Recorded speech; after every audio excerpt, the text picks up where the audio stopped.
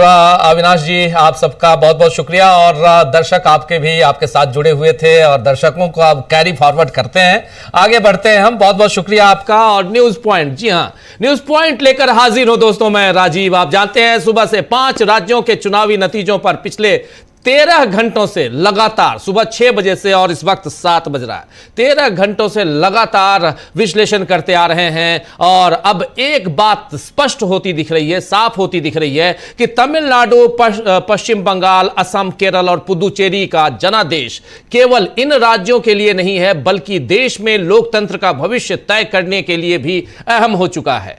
2029 का लोकसभा चुनाव कैसा होगा? जी हां, 2029 का लोकसभा चुनाव कैसा होगा, किनके बीच होगा और कौन से चेहरे अहम होंगे, इन चुनावों ने उनकी झलक दिखा दी है। जी हां, भाजपा ने तो 2024 में ही ऐलान कर दिया था कि जब तक नरेंद्र मोदी चुनावी मैदान में रहेंगे, जीत भाजपा की ही होगी, केंद्र की सत्ता पर भी वही रहेगी और अगले 50 सालों तक देश में भाजपा की ही सरकार बनेगी। और ऐसे ऐलान लोकतंत्र के लिहाज से तो सही नहीं है, क्योंकि यहां तो व्यवस्था 5 सालों की है, 50 सालों की नहीं होती है व्यवस्था। यहां 5 साल की व्यवस्था होती है इस लोकतंत्र में। मगर चुनाव आयोग, जांच एजेंसियां और अन्य संवैधानिक संस्थाएं, इन सब के रवैये को देखकर लगता नहीं है कि इन्हें बीजेपी की 50 साल राज करने वाली बात से कोई परेशानी हो। मीडिया भी इसी पर खुश है कि कोई हारे कोई जीते, बस बीजेपी सत्ता में बनी रहनी चाहिए। 5 राज्यों के नतीजे, खासकर बंगाल, पश्चिम बंगाल का हाल देखकर यही समझ में आया कि जब तक क्षेत्रीय दल आपस में लड़ते भिड़ते रहेंगे, भाजपा को कोई हरा नहीं सकता है। खुद क्षेत्रीय दलों का अस्तित्व क्या बच पाएगा, यह सवाल अब उन्हें खुद से पूछना चाहिए। एग्जाम्पल देना चाहूंगा, ध्यान दीजिए। इस समय पंजाब को छोड़कर पूरे देश में कहीं भी भाजपा और गैर कांग्रेस सरकार नहीं है, कहीं भी भाजपा और गैर कांग्रेस सरकार नहीं है। यहां पर गैर भाजपा और गैर कांग्रेस सरकार की बात मैं कर रहा हूं। यहां भी आम आदमी पार्टी क्या अगले साल तक टिक पाएगी, देखना होगा। पंजाब की बात कर रहा हूं, लेकिन NCP, Shiv Sena, Akali Dal, RJD, JDU, BJD, BSP, AIADMK ऐसे तमाम दल जिनकी कभी अपने दम पर सत्ता हुआ करती थी, अब कमजोर और लाचार हो गए हैं ये दल।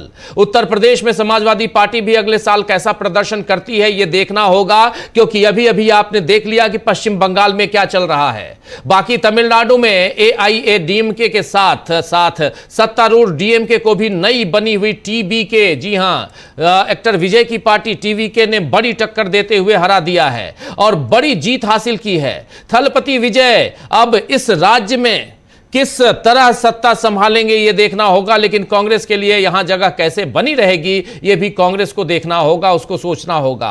कांग्रेस के लिए केरल में 10 साल बाद सत्ता में आना बड़ी उपलब्धि है और एक बड़ा संदेश भी यहां से निकला है कि कांग्रेस ने यहां मेहनत की तो नतीजे उसके पक्ष में आए। यही मेहनत अगर कांग्रेस असम में की होती और गुटबाजी को संभाला जाता तो शायद हिमंता बिस्व शर्मा ऐसी जीत दर्ज नहीं कर पाते, लेकिन कांग्रेस यहां चूक गई या उसने ध्यान नहीं दिया। पश्चिम बंगाल में भी नजर तो यही आ रहा है कि टीएमसी, कांग्रेस, वाम मोर्चे के बीच बीजेपी ने बाजी मार ली। हालांकि यहां का सियासी समीकरण बहुत ही बेहद पेचीदा है, आप कह सकते हैं बेहद पेचीदा है। ममता बनर्जी और उनके तमाम नेताओं और कार्यकर्ताओं ने बीजेपी का जमकर मुकाबला लिया। एसआईआर से लेकर चुनाव आयोग के फैसलों तक हर कदम पर सवाल उठाए, विरोध किया, लेकिन जनता तक क्या इस विरोध का मैसेज सही ढंग से पहुंच पाया या जनता ने इसे ऊपरी नूरा कुश्ती मान लिया? यह सोचने वाली बात है, क्योंकि राहुल गांधी बार बार यह कहते रहे कि टीएमसी ने बंगाल में बीजेपी को जगह बनाने दी और अब बीजेपी ने पूरी सत्ता ही हथिया ली है। इस जीत का संदेश बीजेपी आने वाले कई चुनावों में मोदी है तो मुमकिन है की तरह देती रहेगी, यह भी तय मानिए।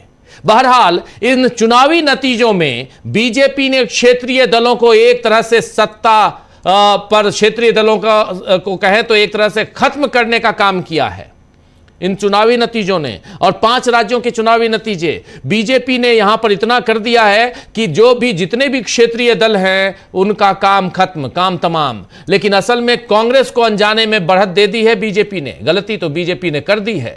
वो गलती क्या है वो आपको बताऊंगा। इस समय झारखंड में झारखंड मुक्ति मोर्चा के साथ कांग्रेस सत्ता में है। कर्नाटक और हिमाचल प्रदेश के अलावा अब केरल में उसकी सरकार बन रही है और विजय के साथ, जी हां, टीवी के पार्टी उसके साथ तमिलनाडु में सत्ता में शामिल होने की संभावनाओं से इनकार नहीं किया जा सकता, क्योंकि टीवीके के जो मुखिया हैं विजय थलापति विजय, उनके पिताजी ने साफ साफ कह दिया है कि हमें कोई तकलीफ नहीं है अगर कांग्रेस पार्टी हमारे साथ हाथ मिला ले।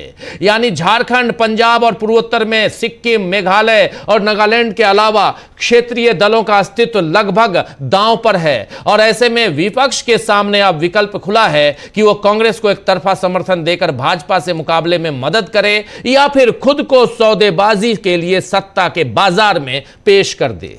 इन चुनावों के नतीजों से सबक लेकर विपक्ष यानी इंडिया गठबंधन अगर किंतु परंतु के बिना कांग्रेस को मजबूती दे दे, तभी लोकतंत्र के बचने की उम्मीद करना चाहिए। और 2029 के चुनाव में शायद मोदी बनाम राहुल ही रहेगा, यह भी यहां से एक पटकथा लिख दी गई है। तो आज के चुनाव और इस चुनाव के नतीजे अभी भी ऊपर पश्चिम बंगाल, वहां खेला चल रहा है। पश्चिम बंगाल में बीजेपी 204 सीटों पे है, टीएमसी 83 सीटों पर है, आप अभी देख रहे हैं। कांग्रेस पार्टी 2 सीटों पर, जिसमें से 1 सीट जीत चुकी है Congress party. Left CPM, left में भी सीपीएम 1 सीट पर जीत दर्ज करने वाली है और अदर्स के खाते में 3 सीटें। यह है पश्चिम बंगाल का सूरत हाल। पश्चिम बंगाल में क्या कुछ हुआ, अभी जो एक लाइन खींची गई है इस चुनाव के, इन नतीजों की 2 रेखाएं खींची गई हैं। पहली रेखा है जो रिजल्ट आ रहा है उसकी व्याख्या करो, उसका विश्लेषण करो, सीधे शब्दों में विश्लेषण करो कि इसके आगे क्या होगा। दूसरा, यहां पर दूसरी लाइन जो है वो ये है कि इन चुनावों में ऐसे नतीजे क्यों आए, इसका विश्लेषण करो। ऐसे नतीजे क्या पश्चिम बंगाल में आने चाहिए, इसका विश्लेषण करो। ऐसे नतीजे क्या असम में आने चाहिए, ये खास करिए 2 राज्य मैं आपके सामने रख रहा हूं, दक्षिण के राज्यों की बात नहीं कर रहा हूं, लेकिन ये 2 राज्यों को अगर बात की जाए तो क्या असम में जितनी सीटों पर कांग्रेस पार्टी जीत के आई है, असम में देखिए, असम में 22 सीटें कांग्रेस के खाते में और 22 में से 18 सीटें वैसी हैं जहां पर मुस्लिम बहुल एरिया है। क्या जानबूझकर मुस्लिम बहुल एरिया में कांग्रेस पार्टी को जिताया गया है? यह भी एक बड़ा सवाल है, ताकि बाद में यह कहा जाए कि यह तो मुसलमानों की, और अगर वहां के मुख्यमंत्री जो वर्तमान मुख्यमंत्री हैं उनकी बात करें तो ये मियां लोगों की पार्टी है। अगर ऐसा कहने लगे तो फिर क्या कांग्रेस वहां मियां लोगों की पार्टी बन के रह जाएगी? यह भी बड़ा सवाल है। तो 2 तरह से इसका विश्लेषण करना होगा। यह विश्लेषण बहुत इंपॉर्टेंट हो जाता है आज के इस न्यूज पॉइंट के इस चर्चा में। स्क्रीन पर आप तमाम जगहों के, तमाम अलग अलग 5 राज्यों के नतीजे, अभी बहुत सारे नतीजे आ रहे हैं, लेकिन रुझान है वो आपके सामने रखे हुए हैं। केरलम में यूडीएफ यानी कांग्रेस की सरकार 99 सीटों के साथ अभी लीड करती हुई, बनती हुई दिखाई दे रही है। पुदुचेरी में वही हो रहा है जैसे पहले हुआ, यानी वहां पर एनडीए की सरकार, एन रंगासामी वहां पे फिर से सत्ता पर काबिज होते हुए दिखाई दे रहे हैं। और तमिलनाडु में यहां पर बिल्कुल जैसा पहले कह चुका हूं, 109 सीटें वीटीके, 109 टीवीके को 109 सीटें, और ये पहली पार्टी जो यहां पर धूम मचा रही है। क्या ये पार्टी जो है कांग्रेस के साथ गठबंधन कर सरकार बनाएगी, ये एक बड़ा सवाल है, लेकिन लगता यही है। तो केरल से लेकर तमिलनाडु और पुदुचेरी और उधर असम और पश्चिम बंगाल, सब जगह का सूरत हाल आप देख रहे हैं। और इसमें ये 2 विश्लेषण, 2 रेखाएं जो आपके सामने रखा हूं। पहली रेखा जिसमें आपने साफ साफ समझ लिया कि जो नतीजे आए हैं उसके बाद क्या, और इसमें 2029 के चुनाव में क्या मोदी और राहुल गांधी ही रहेंगे? मोदी और राहुल गांधी 2029 का लोकसभा चुनाव, क्या उसकी पटकथा आज से लिख दी गई है, इन चुनाव के नतीजों से लिख दी गई है? एक ये, और दूसरी लकीर कि आखिर ऐसे रिजल्ट आए तो क्यों आए। और इसमें भी पश्चिम बंगाल में क्या ममता बनर्जी जो कह रही हैं, और ममता बनर्जी, मजेदार तथ्य है कि भवानीपुर से चुनाव लड़ रही हैं। ममता बनर्जी के उस भवानीपुर में पिछले 3 घंटे से, जी हां 3 घंटे से वहां काउंटिंग रुकी हुई है।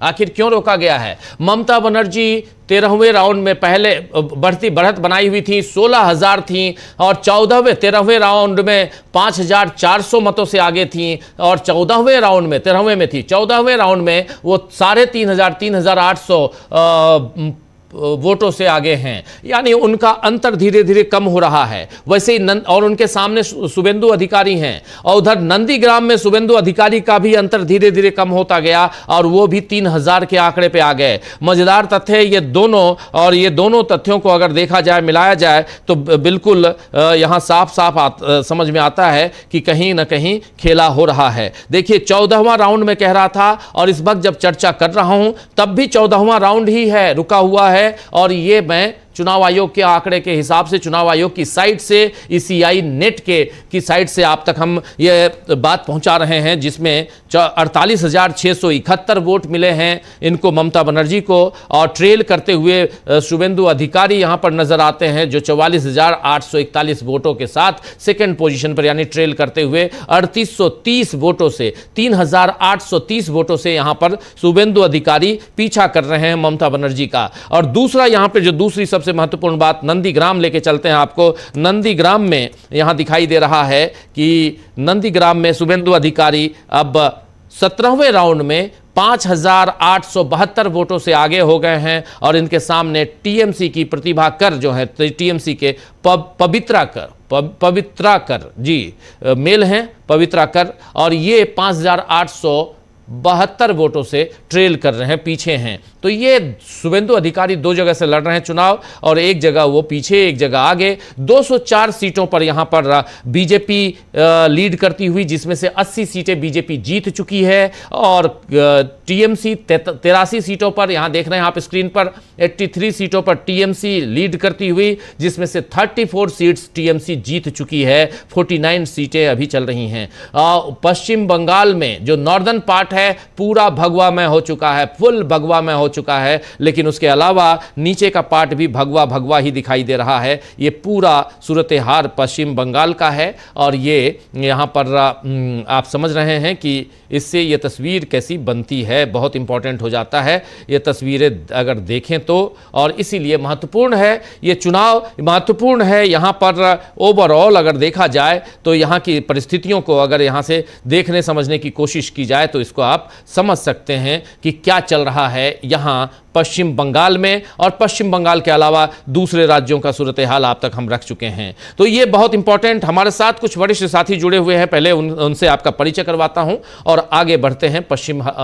देखिए इस वक्त हमारे साथ 4 वरिष्ठ साथी जुड़े हुए हैं। प्रोफेसर साहब हमारे साथ बने हुए हैं, प्रोफेसर उज्ज्वल चौधरी साहब हमारे साथ हैं, आपका स्वागत करता हूं। हमारे साथ कोलकाता से ही प्रफुल्ल जी जुड़े हुए हैं, प्रफुल्ल कोलखियान जी आपका स्वागत है। स्वागत करता हूं प्रशांत जी आपका, और स्वागत करता हूं अमलेंदु जी आपका इस चर्चा में। और भी कुछ साथी जुड़ेंगे, उन सबका भी स्वागत इस्तकबाल। अब तमाम दोस्त साथी शुभचिंतक जो इस चर्चा में बन चुके हैं, जुड़ चुके हैं, दिन भर पिछले 13 13.5 घंटे से लगातार लाइव आप देख रहे हैं। और हम लोगों के बगल में ऊपर के विंडो में आप देखिए ANI के फुटेज, और यहां पर कुर्सियां तोड़ी फेंकी हुई हैं। अब ये काम जो है ये बीजेपी के गुंडे कर रहे हैं, अभी तक तो टीएमसी के गुंडे कर रहे थे। गुंडा वर्ड कोटेड है, और उन्हीं के शब्दों से, उन्हीं के सेंटेंसेस से उधार लेकर आप लोगों के बीच रख रहा हूं, क्योंकि वही कहते रहे कि इनके गुंडे उनके गुंडे, लेकिन चल क्या रहा है ये महत्वपूर्ण। आएंगे उस पे भी कि आखिर यहां से जो 2 लकीरें खींचने की कोशिश में कर रहा था, एक जो सिंपल, इस पर पूरा का पूरा उस पर चर्चा की जाए, और दूसरा यहां पे महत्वपूर्ण हो जाता है कि क्या यहां से 2029 की तस्वीर दिखाई देती है, और तीसरी बात यहां पर महत्वपूर्ण होती है कि आखिर ऐसे नतीजे आए तो क्यों आए। इस पे भी शुरुआत करते जल्दी से। प्रोफेसर उज्ज्वल चौधरी साहब आपके पास ही सबसे पहले आना चाहता हूं। इस बीच हमारे साथ जुड़ गए हैं सुनील शुक्ला जी भी। सुनील जी आपका स्वागत है इस कार्यक्रम में। चौधरी साहब जरा आपसे समझूं, ये नतीजे आपको पच रहे हैं, ये नतीजे आपको लग रहे हैं कि ऐसे ही आने चाहिए थे? एक विश्लेषक होने के नाते हम लोग कल भी बात कर रहे थे, आज जब 50% इसमें नतीजे आ चुके हैं, रिजल्ट आ चुका है, जीत और हार में तब्दील हो चुका है, तब पहली बात है ये अनएक्सपेक्टेड है मेरे लिए इस तरह का रिजल्ट। अगर माइनर डिफरेंस होता 2 पार्टी में तो भी समझी जाती, इतना बड़ा डिफरेंस एक्सपेक्टेड नहीं था। मैं इसको 2 एंगल से देखूंगा, एक हराया गया है, 2 हारी है, मतलब टीएमसी हारी है और दूसरा हराई गई है। सो हराई गई है अगर बात को लें तो इस वक्त हम इस पॉइंट को बताएं कि अभी भी 20 लाख से कम वोटों का अंतर है पोल्ड वोट्स टीएमसी और भाजपा में 19 से 21 के बीच में आसपास है। अभी भी ये बढ़ेगा, जरूर खत्म होते तक बढ़ेगा, लेकिन अभी भी ये है। इसके सामने मैं बता दूं 92 लाख 92 लाख वोट्स काटे गए हैं। 92 में वाकई बहुत सारे जेन्युइन है, जैसे मेरे पेरेंट्स के नाम थे वो काटे गए, दोनों जिंदा नहीं है। तो इस तरह के बहुत लोगों के जिनके डेथ हो गए, माइग्रेशन में बाहर चले गए, पर्याय श्रमिक हो गए, या डुअल 2 जगह में नाम है, ऐसे बहुत लोगों का जेन्युइन था। लेकिन कटने के बाद करीबन 40 लाख के जैसे लोगों ने अपील की। उस 40 लाख में करीबन 13 लाख को सेकेंड राउंड के हियरिंग में कैंसिल कर दिया गया, और 27 लाख को बोला गया कि आप लोग ना क्लियर है ना रिजेक्टेड है। मतलब इस तरह का कभी सुना ही नहीं है हमने कभी कि वोट इलेक्शन हो रहा है और 27 लाख वोटर ना इधर के हैं ना उधर के हैं। सो इस तरह का हुआ है। उसमें 27 लाख में हियरिंग के नाम पे जो हुआ है केवल 1500 लोगों का हियरिंग हुआ है, जिसमें 1310-15 लोगों को क्लियर कर दिया कि हाँ आपके नाम है। यानी सैंपल साइज लिया जाए तो बहुत लोग इसमें जेन्युइन वोटर हैं। तो ये अगर बताई जाए, सो जितने लोगों को कैंसिल हुआ है जो क्लेम कर रहे हैं कि हम जेन्युइन वोटर हैं, उनका नंबर टीएमसी और बीजेपी के डिफरेंस से ज़्यादा है, अभी तक ज़्यादा है। आधी रात तक क्या होगी मैं नहीं जानता। ये पहला पॉइंट हुआ। दूसरा पॉइंट है जो काउंटिंग के, बाकी तो इलेक्शन टाइम में जो हुआ पूरे राज्य को एक मतलब मिलिट्री रूल की तरह से बनाया गया, वो सब मैं नहीं जा रहा हूँ। लेकिन काउंटिंग बाकी जगहों में जिस स्पीड से चल रहा है, बाकी राज्यों में, विशेष करके तमिलनाडु जहाँ पर पॉपुलेशन सिमिलर है बंगाल जैसा, उस हिसाब से बंगाल में काफ़ी स्लो चल रहा है। आपने खुद ही अभी भवानीपुर की बात करते हुए 12वां 13वां राउंड की बात कर रहे थे। 20 राउंड में शाम को अगर 7 बजे आकर आप 13वां राउंड की बात करते हैं 20 राउंड में, तो ये समझने वाली बात है। बाकी जगह में तो खत्म भी हो चुका है ऑलमोस्ट, आखिरी 2 राउंड 3 राउंड में है। सो यहाँ पे बहुत सारे 22 राउंड के भी हैं, क्योंकि यहाँ पॉपुलेशन ज़्यादा है, थोड़ा सीट ज़्यादा है। तो स्लो वोटिंग का पीछे क्या मकसद है? बीच में 3 घंटे से काउंटिंग बंद है, उसका क्या मकसद है? क्या ये मैं स्पेकुलेशन नहीं करना चाहता, मैं सिर्फ इतना कहना चाहता हूँ कि पूरा प्रोसेस स्टिंग्स ऑफ डाउट, मैंने इसमें सारे प्रोसेस में डाउट्स है। तो ये हुआ एक हराने का प्रचेष्टा। पूरे सिस्टम, इलेक्शन कमीशन से लेकर डाउन द लाइन पूरा सिस्टम इस तरह से काम किया है कि बहुत लड़ के हर काम को करना पड़ा टीएमसी को। तो ये एक बात है। दूसरा बात, टीएमसी की अपनी गलतियां, अगर उसका वक्त अभी है तो हम बात कर सकते हैं। टीएमसी की जेन्युइनली 3 माह पे टिका हुआ है, महिला, मुस्लिम और मतुआ माने शेड्यूल कास्ट, यहाँ जो शेड्यूल कास्ट वोटर्स है। सो ये 3 के बड़े सपोर्ट में, बाकी अन्य बहुत सारी चीजें हैं, लेकिन ये 3 उनका माने ऑलमोस्ट लार्ज सपोर्ट था। मुस्लिम मेजॉरिटी नाम काटे गए हैं बहुत सारे, और वैसे अगर आप बोला जाए कि आपके 9 करोड़ ऑलमोस्ट 90 लाख काटे गए, मतलब 1 करोड़ 10% के करीब वोट काटे गए, उसमें बल्क ही मुस्लिम्स हैं। सो एक तो मुस्लिम वोटर काटे गए हैं। दूसरा जो रह गए उसमें डिवीजन हो गया है। डिवीजन में आईएसएफ, हुमायूं कबीर की पार्टी जो पहले टीएमसी में थे, निकले गए। स्टिंग में उनको बताया गया, स्टिंग में उन्होंने खुद बताया कि हमें 1000 करोड़ बीजेपी से मिला है ममता को हराने के लिए। सो ये जो ग्रुप है, ये मतलब डिवीजन हो गया मुस्लिम का। ये हुआ पहला पॉइंट। दूसरा पॉइंट है महिला में एक बड़ा डिवीजन यहाँ भी हुआ है। एक मुस्लिम महिला, तो वो क्वेश्चन एक निकल गया। मुस्लिम के अलावा बाकी महिलाओं में एक सेक्शन नाम काटे गए। जैसा मैं एक स्कूल चलाता हूँ, उसके एक महिला टीचर का नाम काटा गया, जन्म से वहीं पे है, हर बार इलेक्शन में पार्टिसिपेट करती है, लेकिन इस बार नाम काटा गया। वो तो एक पार्ट हुआ। दूसरा पार्ट हुआ, इसमें ममता की पार्टी की बहुत सारी गलतियां भी है। आप जानते हैं पिछले 1.5 साल में 4 बड़े बड़े केसेस हुए, जिनमें सबसे बड़ा निर्भया का केस है, आरजीकर का केस। इसके अलावा साउथ कैलकाटा गर्ल्स कॉलेज में जो रेप हुआ है, और कई सारे 4 बड़े केसेस हुए। तो ये केसेस के माध्यम से महिलाओं में, जो बंगाल में पहले नहीं था, बंगाल महिलाओं के लिए सेफ माना जाता है कंपैरेटिवली, तो वो सेफ्टी में डेंट लगा है, वो परसेप्शन में डेंट लगा है। सो अधिकार बनाम अनुदान लक्ष्मी भंडार है, अनुदान कन्याश्री है, अनुदान रूपश्री है, उसमें एक बड़ी जनता उनके पक्ष में है। अधिकार संभ्रम की बात है, डिग्निटी की बात है, इसमें एक महिला सेक्शन अलग हो गए टीएमसी से। तो इसमें महिलाओं का भी बीच में से एक टुकड़ा हो गया।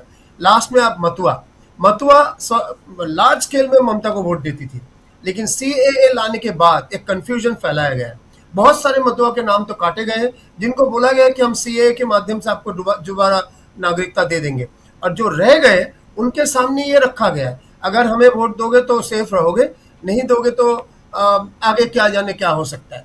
सो शेड्यूल कास्ट का जो पूरा एक सेक्शन, बांग्लादेश का ओरिजिन है कुछ लोगों का, एकदम पुराना बांग्लादेश का ओरिजिन तो मेरे माँ बाप के भी है, वो तो स्वाधीनता के बाद पहले समय की बात है। तो ऐसा तो बंगाल का जब डिवीजन हुआ यहाँ से हुआ, दोनों तरफ के लोग गए। तो वो शेड्यूल कास्ट को भी बीच से एक टुकड़ा किया गया। सो ये रहा 3 उनका जो स्ट्रॉन्ग पॉइंट था। चौथा पॉइंट जो कहना चाहूँगा, यहाँ पे श्रमिक में जो वर्कर्स में बहुत नॉन बंगाली हैं, और वो पहले TMC को ही वोट देते थे, ऐसा प्रतीत होता है। जिस तरह का रिजल्ट हम उत्तरपारा में देख रहे हैं, हावड़ा हुगली के एरियाज में देख रहे हैं, बाली में देख रहे हैं, ऐसा अब बंगाल के जोरा साको और श्यामपुकुर और बाकी जगहों में देख रहे हैं, बड़ा बाजार। तो ऐसा लग रहा है नॉन बंगाली पॉपुलेशन इस बार शायद इकट्ठा हो गए TMC के खिलाफ। और इस वक्त मैं कल एक गलत फिगर दिया था। मैं हमारे कलकत्ता के अग्रज जो है सामने, मैं उनसे माफ़ी मांगता हूँ। मैंने कहा था 51% नॉन बंगाली है, नहीं है, 56% बंगाली है, 44% नॉन बंगाली है। ये सेंसस का फिगर है, मैंने चेक किया, आप सही थे। सो ये जो नॉन बंगाली पॉपुलेशन 46 भी बहुत बड़ा है। 24% हावड़ा हुगली के भी नॉन बंगाली पॉपुलेशन है। हावड़ा हुगली और इधर नॉर्थ 24 परगना, मतलब बैरकपुर, श्यामनगर, जगतल, ये सब जगह, श्याम बाजार तो कलकत्ता है, श्यामनगर, इस तरह के जगह है। तो ये सारे जगहों में जिस तरह से बीजेपी जीती है और जीत रही है, सब जगह रिजल्ट फाइनल नहीं है, और बड़े बड़े दिग्गज भी इसमें गिरे हैं, इससे लगता है कि entire non Bengali population United हो गए। किस कारण से हुए, कैसे हुए, उसमें केवल जय श्री राम बनाम जय बांग्ला इशू है, क्या है, या कम्युनलिज्म है, या उनका हेट्रेड टुवर्ड्स मुस्लिम है, I don't know, I am not getting into that.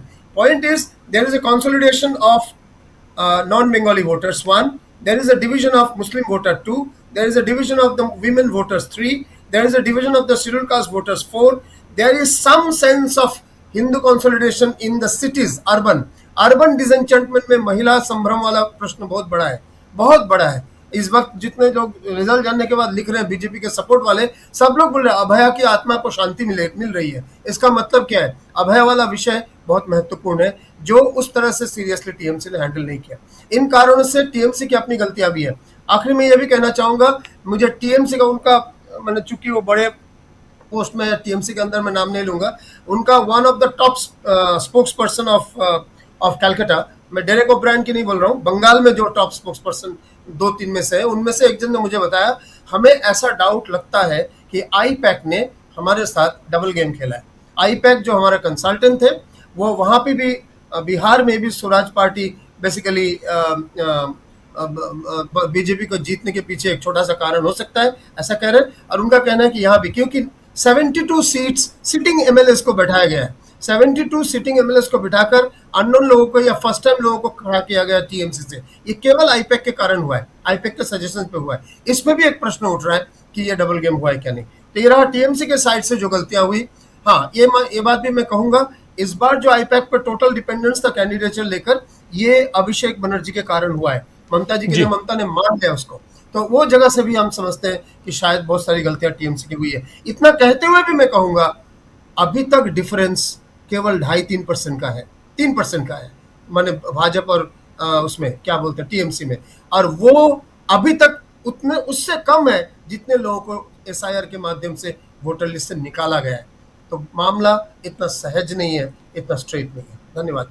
जी, बिल्कुल आप कह रहे हैं, सही बात है कि ये पूरा विश्लेषण एक सीधी लकीर के साथ विश्लेषण आप कर रहे थे, लेकिन इसमें आएंगे और ज़रा दूसरे ढंग से विश्लेषण करने की कोशिश करेंगे। ये तो तमाम उन मुद्दों पे आप आए जो मुद्दे यहाँ हावी हो सकते हैं, जिसमें आरजी कर से लेकर तमाम एंटी इनकम्बेंसी, खासकर 15 साल का कार्यकाल ममता बनर्जी का और उसके बाद, लेकिन फिर भी यहाँ दोनों के बीच वोटों का अंतर कितना कम, 3% का, और उसमें मात्र 20 लाख उससे भी कम के अंतर में, और ये एक बड़ा आंकड़ा दिखाई दे रहा है। एक यहाँ पर एक रिकॉर्ड जो है वो हमेशा से बना हुआ है पिछले 30-40 साल से, कि जो विपक्षी पार्टी होती है और वो तिहाई के आंकड़े में नहीं आती, यानी 100 पार नहीं करती।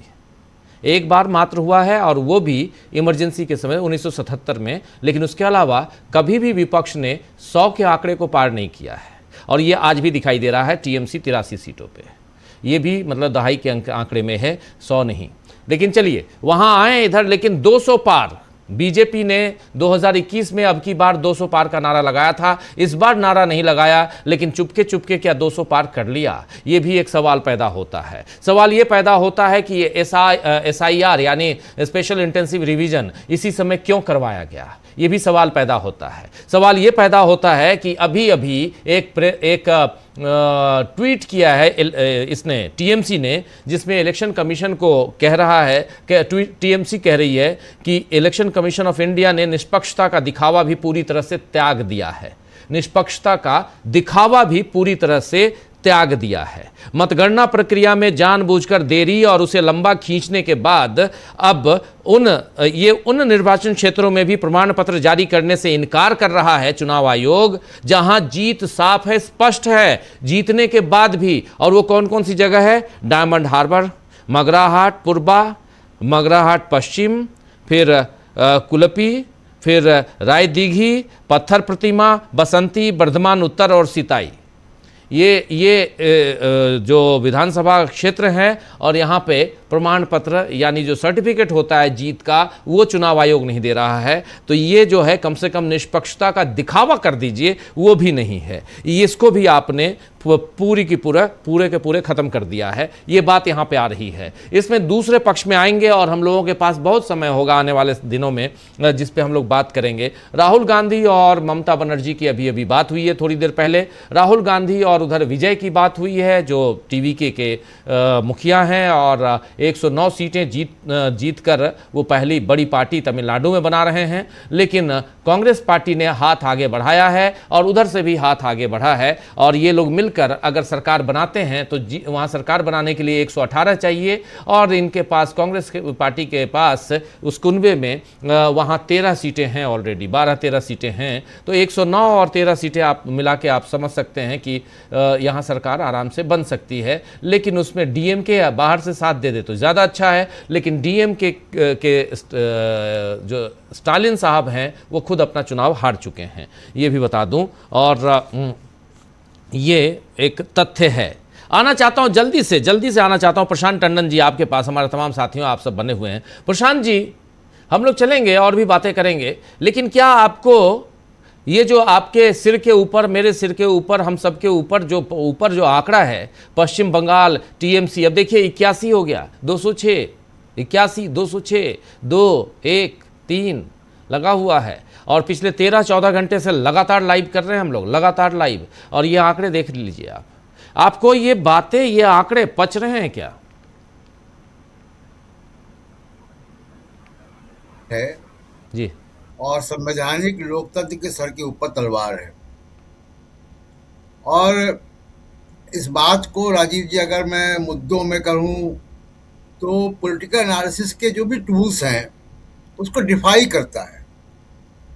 मैं महाराष्ट्र और हरियाणा की बात में आऊँगा, लेकिन यहाँ पे आप देखिए, जब हम महाराष्ट्र की बात कर रहे थे और हम ये कह रहे थे कि ये लाड़की बहना का मुद्दा वहाँ नहीं चल रहा था, हम थे वहाँ पे, और ये मैनिपुलेशन है जो बाद में वोटर जोड़े गए, उससे ये आउटकम आया, डिज़ाइंड आउटकम है, इंजीनियर्ड है, किया गया है।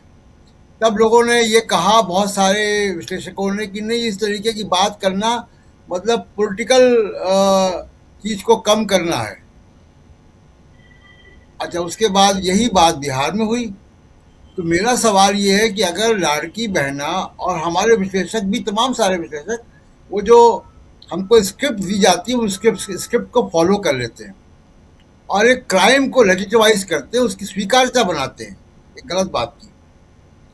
हमको स्क्रिप्ट दी गई कि साहब लाड़की बहना महाराष्ट्र में काम कर दी, हमने लिख दिया, बोल दिया।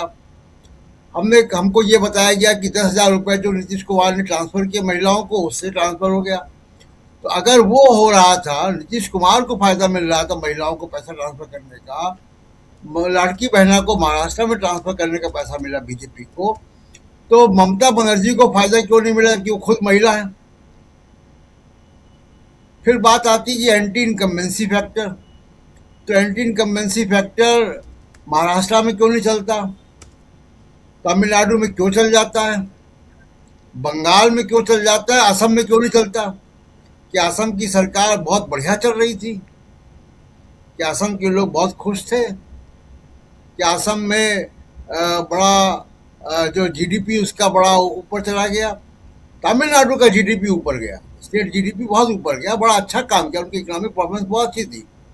तो ये कुल मिला के राजीव जी क्या है कि हमको जो बात करनी चाहिए कि भारत के संवैधानिक लोकतंत्र में खतरा वाकई बड़ा है, और अब समय है कि अब कम से कम अब तो आपको बिहार गया, हरियाणा गया, दिल्ली गया, महाराष्ट्र आपसे छीन लिया गया, और अब आपसे बंगाल में ये कर दिया गया। क्योंकि कांग्रेस वहां जीत गई है तो इसलिए बंगाल में संघर्ष नहीं करेंगे, ये गलती होगी। देखिए, जुआ घर की इकोनॉमिक्स समझते हैं हम लोग। जुआ घर की इकोनॉमिक्स कैसे काम करती है? कभी कोई आदमी जीतता है, कभी हारता है, कभी हारता है, कभी जीतता है। फायदे में कौन रहता है? जुआ घर चलाने वाला। तो आपको थोड़ी थोड़ी हार, थोड़ी थोड़ी जीत देती जाएगी। जिस दिन आप निकल गए बाहर जुआ घर से, तो फिर वो जुआ घर घाटे में जाता है। तो ये दिक्कत जहाँ पे हमारे अपोजिशन पार्टीज को अब समझना चाहिए कि तमाम मतभेद छोड़ के, तमाम सब बातें छोड़ के एक राष्ट्रीय आंदोलन की, संविधान को बचाने की, संवैधानिक लोकतंत्र को बचाने की एक राष्ट्रीय मुहिम जो है उसकी शुरुआत करनी चाहिए। उसको उस पर फैसला करना चाहिए, उसको डिसाइड करना चाहिए कि उसके क्या क्या पैरामीटर्स होंगे, उसमें क्या हो सकता है। एक आध बातें बताऊंगा, लेकिन देखिए 60 से 70 ऐसी सीटें राजीव जी हैं बंगाल में जो बैटल ग्राउंड सीट है, जो कि स्विंग सीट है, यहाँ पे जीत का फासला कम है। वहां पे 25,000 पर कंस्टिट्यूंसी एवरेज 25,000 वोट कटे हैं, और उसमें अधिकांश में ये 147 सीट्स हैं। इन 147 सीट्स में अधिकांश में बीजेपी की लीड है या जीत गई है। उसके बाद आप देखिए, अभी उज्जवल जी ने बता दिया कि 27 लाख लोग। अब बड़ा सिस्टमेटिकली देखिए, इसमें क्या लीगल दिमाग लगे हैं, इसमें पॉलिटिकल दिमाग लगा है, इसमें टेक्नोलॉजी लगी है। लीगल दिमाग कैसे लगा है कि अंडर एजुकेशन आ गया, सुप्रीम कोर्ट को बता दिया गया कि अंडर एजुकेशन की क्या, कि अभी विचाराधीन है मामला। 27 लाख लोगों का मामला विचाराधीन कर दिया आपने। कुछ 100 लोगों को आपने, 1,500 लोगों को आपने क्लियर किया उसमें। अब उसी में आप देखिए कि 27 लाख में जो विचाराधीन मामले हैं, 6 सीट पे 92% मुस्लिम्स काट दिए गए। तो ये जो पूरा, उसके बाद एक मिस्ट्री सॉफ्टवेयर है, लॉजिकल डिस्क्रिपेंसी देखने वाला, जिसकी चर्चा कल कर रहे थे उज्जवल जी। मिस्ट्री सॉफ्टवेयर कहाँ से आया है, कैसे वो काम करता है, नहीं पता किसी को। तो लीगल तरीके से लीगल ट्रिक्स, डेटा, पॉलिटिकल ताना बाना, ये सब चीज मिलाकर एक बहुत ही जो है एक बड़ी कॉन्स्पिरेसी जो है वो बनाई गई। और ये टेम्पलेट, जिसको आपने कहा कि 2029 का चुनाव, 2029 के चुनाव का ये टेम्पलेट बन गया है। मैंने सुबह भी कहा था, ये रिजल्ट आने के पहले कहा था कि बिहार पायलट प्रोजेक्ट था, बंगाल फाइनल प्रोजेक्ट हुआ, और अब ये टेम्पलेट इनका प्रूफ हो गया। इसको कहते हैं प्रूफ ऑफ द प्रोडक्ट। अब ये प्रूफ हो गया, अब ये 2029 तक के सारे चुनाव में लागू होगा। इसको बोलिए ये वैक्सीन तैयार है, बस अब इंजेक्ट करना है। ये कोविड वाला वैक्सीन है, ये तैयार हो गया, वहाँ ट्रायल वो टेस्टिंग हो गई। ट्रायल बिहार में हुआ था, अब सेकंड ट्रायल यहाँ हो गया बंगाल में। और अब सारे इलेक्शन होंगे ऐसे ही। अब इसमें अगर हम बड़ी सारी माइक्रो डिटेल में एनालिसिस करते रहे कि इतना स्विंग हो गया, इस मुद्दे ने काम किया, इस मुद्दे ने नहीं काम किया, तो हम क्या करेंगे कि इस क्राइम को हम एक परिभाषित कर देंगे, उसको स्वीकार्यता दे देंगे। यही महाराष्ट्र में हुआ, यही बिहार में हुआ, यही दिल्ली में हुआ, यही हरियाणा में हुआ। तो अपोजिशन, लेकिन एक उम्मीद की किरण अब ये है कि अब राहुल गांधी अभी तक इसको लड़ रहे थे राष्ट्रीय स्तर पे अकेले, और उसमें भुक्तभोगी तेजस्वी यादव और उद्धव ठाकरे थे। अब इसमें दो मजबूत किरदार और जुड़ गए हैं आज के बाद से। तो अब ये जो लड़ाई है थोड़ी व्यापक होगी, गंभीर होगी। और अब उसको लगता है कि ये अब जो राहुल गांधी की लड़ाई है वो अब वाकई अब एक जो है वो दिखाई देगी। और इसमें अगर नहीं चेते तो दो किरदार और जुड़ेंगे। अभी अभी बता दे रहा हूं, आप लोग भी शायद सहमत होंगे। एक उत्तर प्रदेश में अखिलेश यादव और दूसरे उधर पंजाब में अरविंद केजरीवाल, जो इंडिया गठबंधन में नहीं है, लेकिन वो किरदार भी जुड़ेंगे। ये दो किरदार और जुड़ेंगे। तो यहाँ पूरा का पूरा जो विपक्ष, उसमें भी जो क्षेत्रीय पार्टियां हैं, क्षेत्रीय पार्टियां का सफाया हो गया है। इस बात को क्षेत्रीय पार्टियां समझे ना समझे, माने ना माने, देख लीजिए ममता बनर्जी, देख लीजिए अभी थोड़ी शुरुआत में मैं कह रहा था, आरजेडी देख लीजिए 25 सीटों पे सिमट गई। और इसके विश्लेषण में और सामान्य विश्लेषण जो कर रहे थे हमारे उज्जवल जी, बहुत इंपॉर्टेंट विश्लेषण कर रहे थे। लेकिन वही मैं कह रहा था कि दो लाइनें खींची गई हैं। एक लाइन जिसका विश्लेषण उन्होंने शानदार ढंग से किया, दूसरी लाइन जिसका विश्लेषण आप कर रहे थे प्रशांत जी। मुझे अच्छा लगा कि आप दोनों ने मेरी दोनों लाइनों को पकड़ के अलग अलग ढंग से विश्लेषण कर दिया। और ये बहुत इंपॉर्टेंट है कि यहां पर देख लीजिए, आरजेडी गई इधर पश्चिम बंगाल में, ममता दीदी गई। उसके बाद आप देख लीजिए कितने गए, कहाँ कितनों का, बीजू जनता दल देख लीजिए, बीआरएस देख लीजिए, इधर पंजाब हर तरफ बचा कौन है? बीजेडी जी, बीजेडी, बीजू जनता दल, बीआरएस। फिर इधर पंजाब में शिरोमणि अकाली दल। कौन बचा है? अभी अखिलेश यादव बचे हुए हैं, अखिलेश यादव और अरविंद केजरीवाल बचे हुए हैं। ये दो बचे हुए हैं। इन दोनों को भी अगर समझ में नहीं आएगा तो ये भी उन्हीं लाइन में खड़े होंगे जिन लाइनों में आज ममता बनर्जी खड़ी हो गई हैं।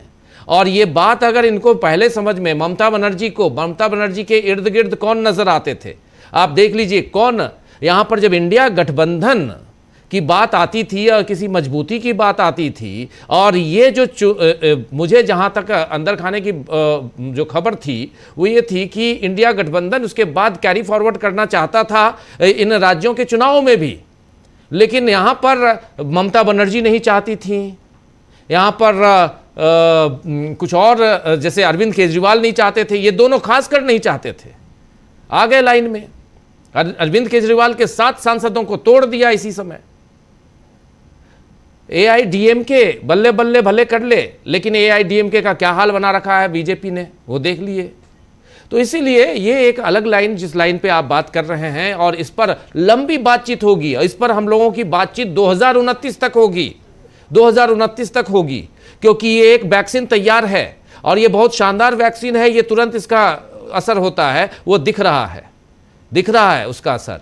आप तमाम मुद्दे रखे रहिए। 11th आवर में हम SIR करवाएंगे। अभी एक सूचना, अभी से थोड़ी देर पहले chief secretary of West Bengal का ऑर्डर आ गया है कि हर जगह जितने भी, अभी मैं देख रहा था कि कहीं भी इसमें साफ है chief secretary of West Bengal का, कि कोई भी कागज इधर उधर ना होने दें, सारे कागजात, ये देखिए ऑलरेडी इसमें ये नहीं, फाइलें इधर उधर ना जाएं, कोई फाइलें ना जाएं, ये सब तुरंत सारी चीजें, चाक चौबंद व्यवस्था, ये ऑलरेडी हम लोगों के बीच में चाक चौबंद व्यवस्था हो गई है। तो इसीलिए यहाँ पे ये इंपॉर्टेंट है। जरा जल्दी से सुनील शुक्ला जी, एक छोटा कमेंट आपसे भी चाहूंगा। हम लोग इसमें और भी आगे और भी इस पे एक दूसरे मुद्दे पे भी बात करेंगे, लेकिन इस मसले पे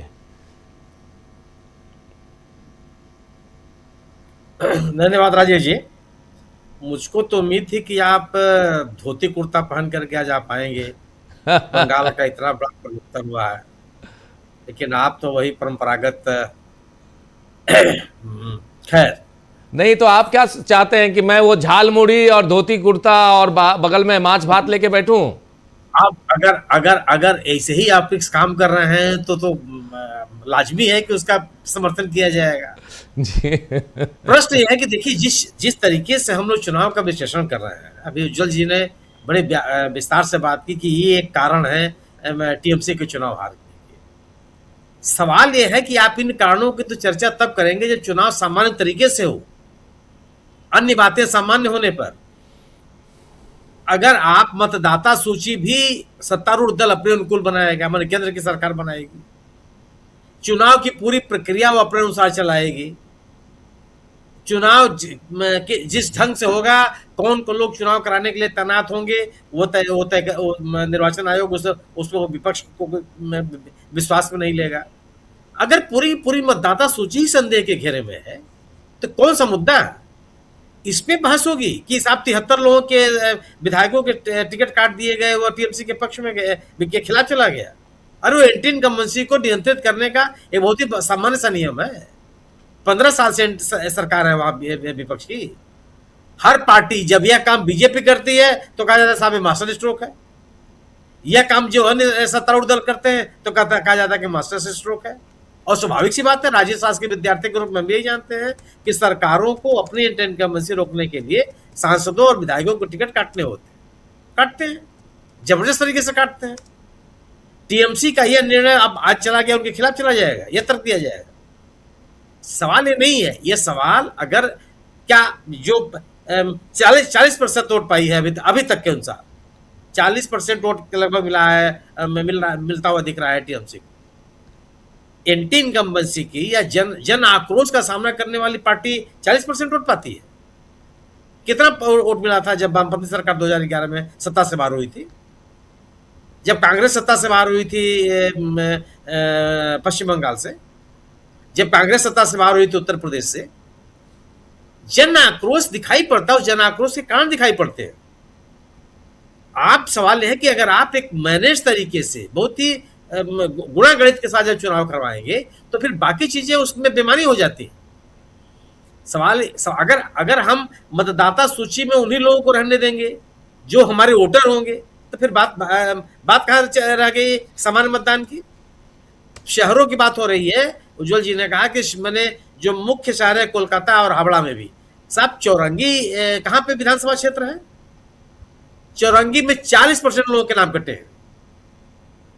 हावड़ा उत्तर कहां पे है, वो 33% लोगों के नाम कटे हैं। कोलकाता पोर्ट 36% लोगों के नाम कटे हैं। ये कुछ नाम मैं आपसे ले रहा हूं विधानसभाओं। तो अगर आप कोलकाता से लेकर के और कूच बिहार तक, कोलकाता से लेकर के आसनसोल तक हर विधानसभा सीट पर ये देखेंगे कि हार जीत के अंतर को किस तरह से प्रभावित किया जा सकता है, तो चुनाव कहां रह गया। आपने बिल्कुल सही कहा कि कुछ जिनमें नाम हो सकते हैं जो दिवंगत हो गए हैं, उनका नाम मतदाता सूची में नहीं था, उनका नाम कट गया। हम भी उसके समर्थन में हैं। मैं बिल्कुल नहीं कहता, हम जितने लोग यहाँ बैठे हुए हैं, कोई भी व्यक्ति किसी घुसपैठिए को मतदाता सूची में नहीं रखना चाहता, लेकिन घुसपैठिए के नाम पर सामान्य व्यक्ति का नाम आप काट देंगे और उसको आप कह देंगे तुम साबित करो कि तुम इस देश के नागरिक हो, और जो साबित करने के लिए आएगा था उससे कागज को लेंगे ही नहीं। उस कागज को लेने के लिए कोई दफ्तर ही नहीं खुला रहेगा, क्या हो जाएगा उससे। सामान्य घटना है, इस निर्वाचन है। आप सोचिए 29 तारीख, आप ये जो टीएमसी बार, मैं नहीं कहता, मैं कहता हूं कि स्ट्रांग रूम बहुत बुरी तरह से सुरक्षित थे।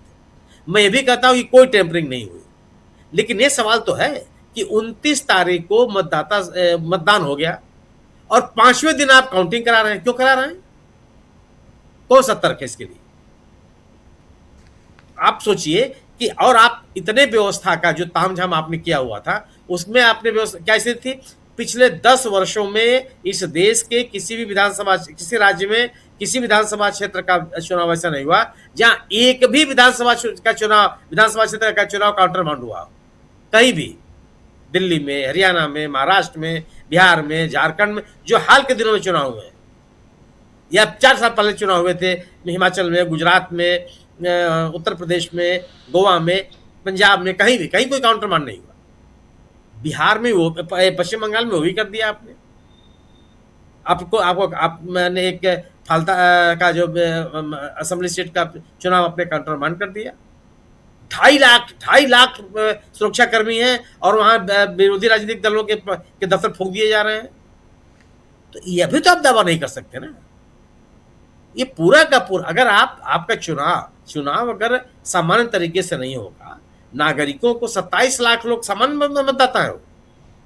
आप सोचिए कि जहाँ पे नदिया में, दक्षिण 24 परगना में, जहाँ पे मथुरा समुदाय के 80% लोगों के नाम कटे, जिन लोगों को यह सरकार, भारत की सरकार, मैं मोदी जी की सरकार और ममता की सरकार में नहीं कर रहा हूं, भारत की सरकार 1971 से आश्वासन दे रही, 1947 से आश्वासन दे रही है कि साहब हम आपको नागरिकता देंगे और नागरिकों का सम्मान देंगे। वो आदमी सड़क पे घूम रहा है, वो नागरिकता के आवेदन पत्र उसके लंबित पड़े हुए हैं, कुछ सुनने वाला नहीं उसको। इन ऐसे हालात आप बना दीजिए जिसमें चुनाव की स्थितियां समान रह ही न जाए, चुनाव लड़ने की स्थिति समान रह ही न जाए, राजनीतिक दलों को तोड़ देना। मतलब आप चुनाव शुरू हुआ और धड़ाधड़ केंद्र एजेंसियों के जो छापे हो शुरू हो गए। इन स्थितियों में फिर व्याख्या की जाएगी कि साहब बहुत समान तरीके से चुनाव हो रहा है। पहले इस परिणाम के जो परिणाम आया है, उन परिणाम के पीछे की स्थितियां क्या रही, यह बहस का विषय है। अन्यथा अगर आप उन विषयों में हम चर्चा नहीं करते तो इसको लेजिटिमाइज करते हैं जो परिणाम आ रहा है। जी, निश्चित रूप से जो परिणाम आगे निर्वाचन आयोग घोषित करेगा तो हमारे आपके पास सामने विकल्प क्या होगा स्वीकार करने के। लेकिन ये परिणाम आए ही क्यों? आप अगर भारतीय जनता पार्टी और टीएमसी के बीच में लोगों, अगर टीएमसी के खिलाफ ये जन आक्रोश होता तो टीएमसी के उम्मीदवार लाखों वोट से हारते। जहां जहां जन आक्रोश हुआ वो लोग हारते दिखाई पड़े विभिन्न राज्यों में। लेकिन कांटे की लड़ाई रही है, वहां अलग स्थिति दिखाई पड़ी। तमिलनाडु में आप देख लीजिए, आप जो स्थापित राजनीतिक दल हैं सबको झेलना पड़ा जन आक्रोश वहां। जी, वहां का भ्रष्टाचार, वहां की एरोगेंसी, ब्यूरोक्रेसी के काम करने का तरीका, सबके प्रति लोगों के मन में नाराजगी थी। लग रहा था कि उसको डीएमके एक बड़ी पार्टी है, द्रविड़ आंदोलन की पार्टी है, उसके साथ लोग फिर भी चले जाएंगे और एआईडीएमके एक बिखरा हुआ एक राजनीतिक ताकत है। विजय जैसा व्यक्ति आया, 2 सालों को संबोधित करने की कोशिश की, एक जन विश्वास कायम किया, लोग उसके साथ टूट के चले गए। बड़े पैमाने पर युवा उसके साथ गए और युवाओं का रुझान बाकायदे दिख रहा था।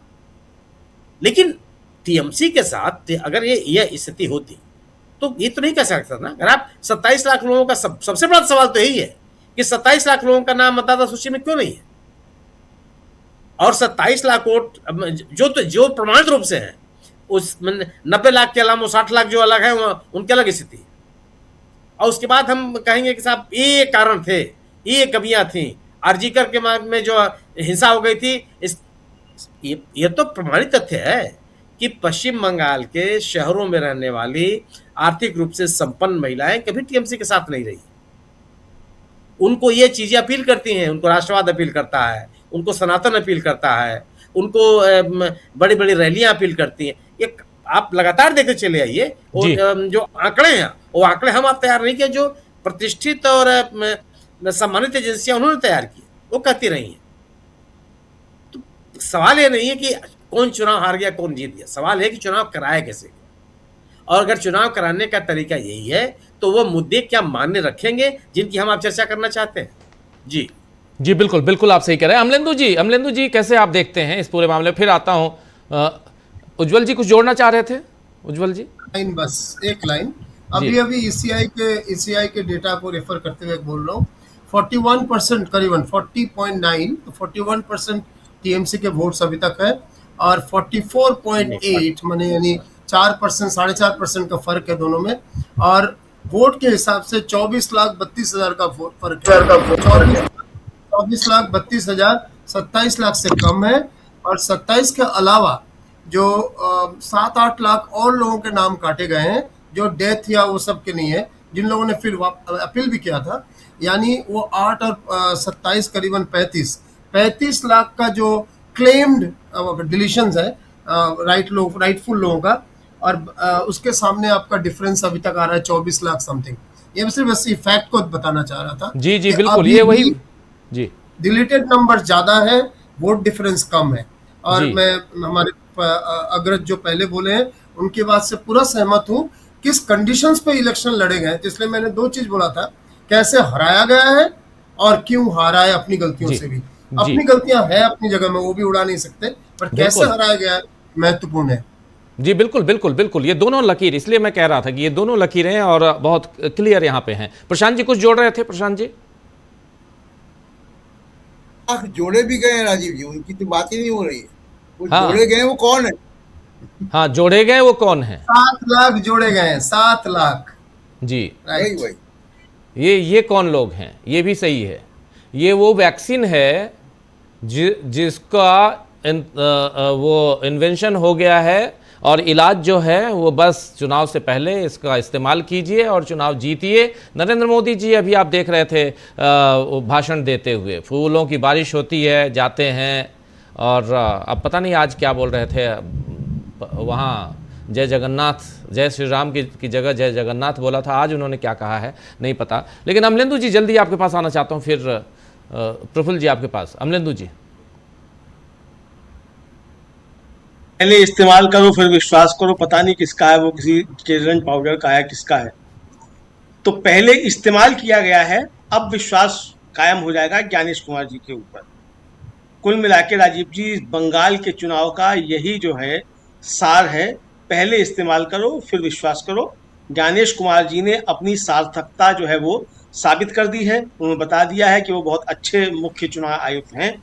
जिस काम के लिए उनको नियुक्त किया गया, उन्होंने बहुत ईमानदारी के साथ, वफादारी के साथ अपने काम को निर्वहन किया है। भले ही उन्होंने संवैधानिक मर्यादाओं को तार तार कर दिया हो, लोकतंत्र की मर्यादाओं को तार तार कर दिया हो, लेकिन जिस काम के लिए उनको तैनात किया गया था वो काम उन्होंने पूरी ईमानदारी के साथ किया है। चलिए जरा ममता बनर्जी की बाइट सुन लेते हैं। ममता बनर्जी अभी उनकी बाइट जस्ट सुन लेते हैं, क्या कह रही है ममता बनर्जी, सुनिए।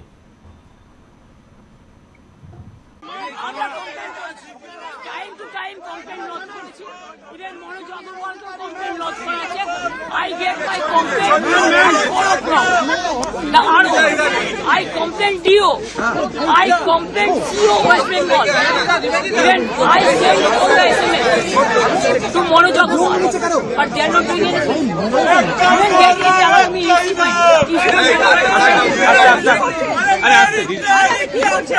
my card, they are not telling me. Do you think it is winning? It is a moral victory, not moral victory.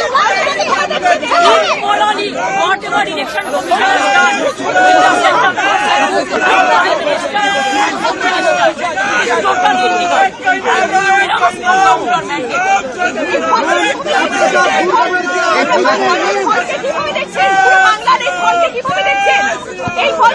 এটা জোর করে ফোর্স এসআইআর থেকে শুরু করে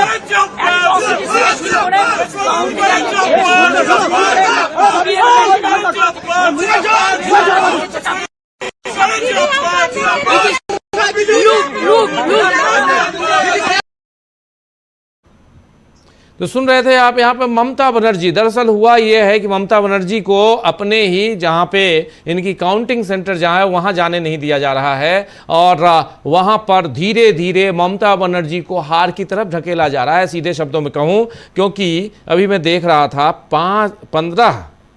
15 राउंड की काउंटिंग के बाद और भवानीपुर अभी जरा देखता हूँ, ये अभी 15वें राउंड है। अब देखिए पिछले 4 घंटे से 13 से 15 पे आए हैं, 4 घंटे में 13 से 15 पे आए हैं और यहाँ 2929 वोट, 2929 वोट से ममता बनर्जी, मात्र इतने वोट से ममता बनर्जी 2900 यानी 3000 से भी कम वोटों से ममता बनर्जी आगे हैं। अभी ममता बनर्जी यहाँ कह रही हैं, साफ साफ कह रही हैं कि मैंने शिकायत की है, मनोज अग्रवाल को भी मैंने शिकायत की है, इलेक्शन कमीशन ऑफ इंडिया से भी शिकायत की है, मैंने पश्चिम बंगाल के सीईओ, आरओ, डीईओ सबको शिकायत की है, लेकिन वो कुछ नहीं कर रहे हैं। उन्होंने मुझे अंदर आने से रोक दिया। मेरे पास आईडी है, वो दिखा रही थी अभी, आईडी देख लीजिए, मेरे पास आईडी है, फिर भी वो मुझे अंदर नहीं जाने दे रहे हैं। ये नैतिक जीत नहीं है, ये अनैतिक जीत है। चुनाव आयोग, सेंट्रल फोर्स, प्रधानमंत्री, गृह मंत्री, इन सब ने जो काम किया है वो पूरी तरह अवैध है।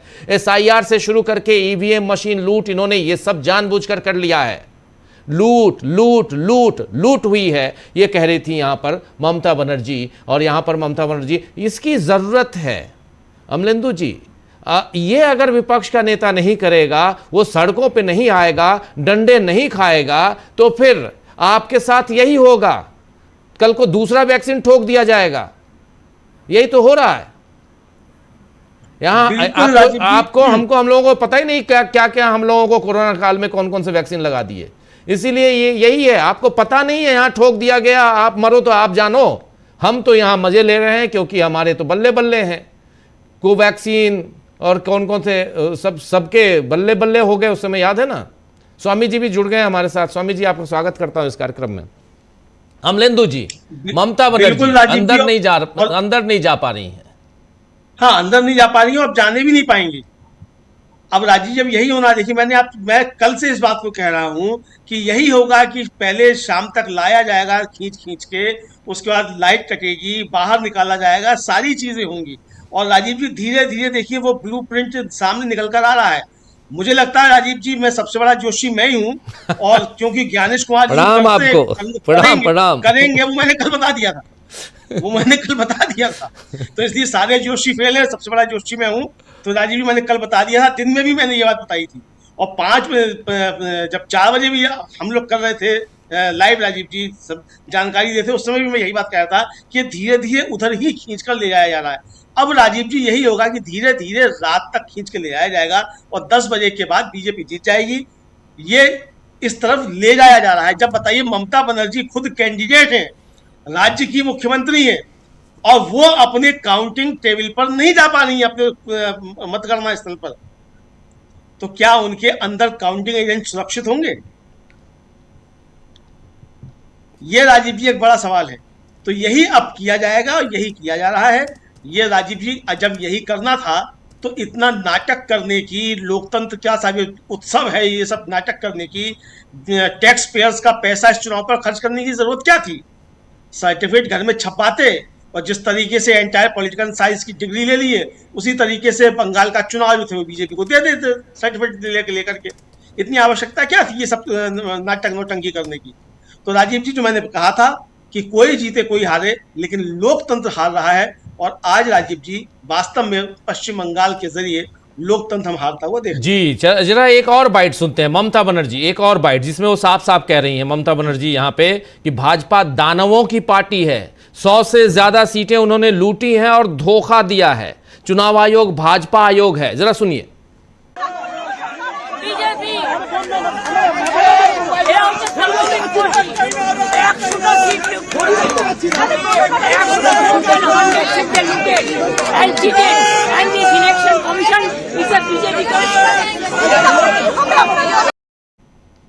तो सुन लिए यहाँ पे ममता बनर्जी। अब वहाँ ममता बनर्जी को जो करना चाहिए वो कर रही हैं, और तो साफ है वो बाहर रहेंगी, अंदर खेला होता रहेगा। और ये हम लोगों ने 2021 में देखा था नंदीग्राम में भी यही हुआ था। और आखिरी समय में जो आप ज्योतिषी महाराज, श्री श्री 108 अमलेंदु जी महाराज जो आप कह रहे हैं कि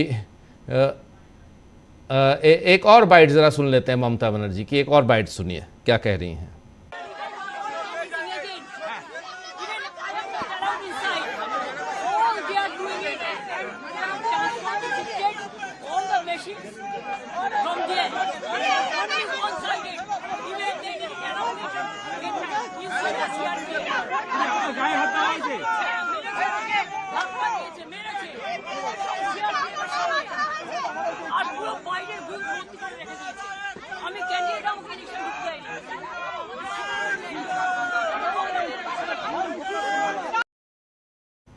यहाँ ममता बनर्जी, आवाज़ नहीं आ रही होगी ज़्यादा क्लियर, लेकिन ममता बनर्जी कह रही हैं कि मुझे अंदर नहीं जाने दिया गया, ये पक्षपाती है। आप सीआरपीएफ को देख सकते हैं, उन्होंने मुझे धक्का दिया है, मारा है। सीआरपीएफ ने मुझे धक्का दिया है, मुझे मारा है। सीआरपीएफ के बाकियों के ठीक सामने मारा है। उन्होंने हर जगह गुंडे लगाए हैं। मैं उम्मीदवार हूं, फिर भी मुझे अंदर नहीं जाने दिया जा रहा है। ये है। आता हूं जल्दी से, लेकिन एक ट्वीट और दिखाना चाहता हूं। ये ट्वीट है अखिलेश यादव यहाँ पे ट्वीट कर रहे हैं फटाफट। और अखिलेश यादव कह रहे हैं यहाँ पे कि हर फरेबी फतह की एक मियाद होती है। शेर लिख रहे हैं, हर फरेबी फतह की। अब तो उन्हीं की तरफ जाना है, ये वैक्सीन उधर ही जानी है अब इसके बाद, क्योंकि अगला चुनाव जो है वो उत्तर प्रदेश में है। हर फरेबी फतह की एक मियाद होती है, ये बात ही सच्चाई की बुनियाद होती है। ये कह रहे हैं। चलिए, अखिलेश यादव आजकल शेरो शायरी करने लगे हैं, लेकिन आगे बढ़ते हैं जल्दी से। प्रफुल्ल जी आपके पास, फिर स्वामी जी आपके पास भी बहुत कुछ आपसे भी समझना है, और ये चुनाव अब किस दिशा में जा चुका है, और यहां से चुनाव क्या कहें, यहां से ये देश किस दिशा में जा रहा है, क्या आने वाला है सियासी तूफान, ये समझेंगे स्वामी जी आपसे। लेकिन उससे आपसे पहले जरा प्रफुल्ल जी स्वीकार कर रहे हैं इस 206 सीटों को? स्वीकार के योग्य नहीं है। असल में हम सबसे पहले यह कहना चाहते हैं कि एक इतिहास के बहुत ही महत्वपूर्ण टर्निंग पॉइंट पर हम लोग खड़े हैं इस समय में, और इस टर्निंग पॉइंट पर खड़े होते हुए भी मैं एक पहले यही कहना चाहता हूं कि चाहे जो भी हो जाए, चुनावी लोकतंत्र में हमारा विश्वास अभी तक कायम है।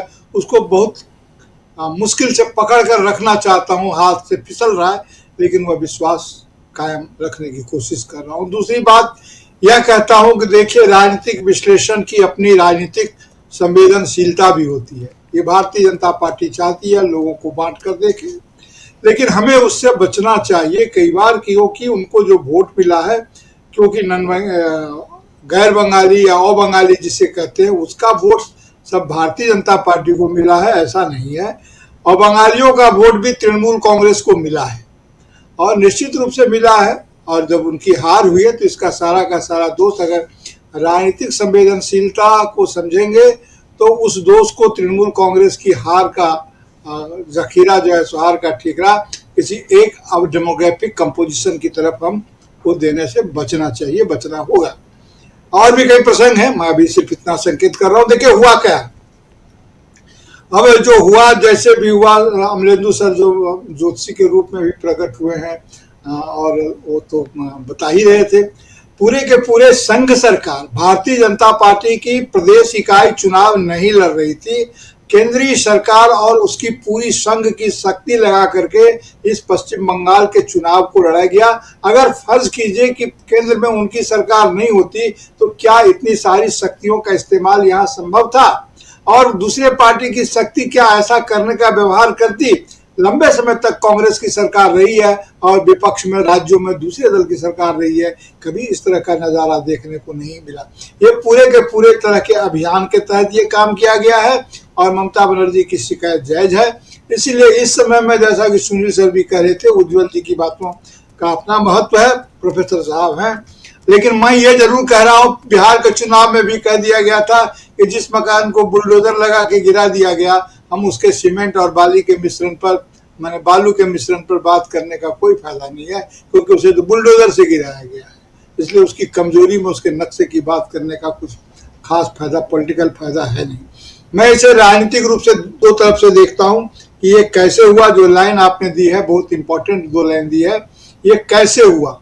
ये ऐसे हुआ कि अपने दल में राहुल गांधी जिस बात को कह रहे हैं कि भारतीय जनता पार्टी को पश्चिम बंगाल की राजनीति में तृणमूल कांग्रेस ने ही हाथ पकड़ के लाया था, और उस लाए जाने का इतिहास तृणमूल कांग्रेस को भी याद है कि कैसे उन्होंने लाया था, कैसे उनके वो साथ थी, और कांग्रेस को बताया करती थी कि ये लेफ्ट की बी टीम है, और उस बी टीम को छुटकारे के लिए कांग्रेस को चाहती थी, जो असंभव काम था कि कांग्रेस और भारतीय जनता पार्टी में एक संबंध बने लेफ्ट से लड़ने के लिए। आज की स्थिति जो है वो उस समय में नहीं हुआ था, वो अलग हुई थी। इसके अलावे और भी बहुत सारे कारण थे, लेकिन ये तो ठीक है। लेकिन इसको मैं इस ढंग से देखता हूं कि संघ शक्ति ने, या कह लीजिए चलती भाषा में केंद्र ने, मैं रीजनल पार्टी जैसे शब्द से बचना चाहता हूं, मैं उन्हें फेडरल पार्टी कहना चाहता हूं, क्योंकि हमारा भारत जो है वह यूनियन ऑफ स्टेट है, और जो स्टेट व्यापी पार्टी है वो फेडरल पार्टी के रूप में उसकी पहचान होनी चाहिए, न कि रीजनल पार्टी के रूप में। उस राज्य के भीतर में कोई अगर रीजनल, जैसे कामतापुरी है या बिहार में मिथिलांचल की पार्टी है, जो भी बोल दीजिए, ये बताइए प्रफुल्ल जी, आप उसका नाम जो भी रखिए, फेडरल रखिए, रीजनल मत रखिए, आपको जो बोलना है बोलिए।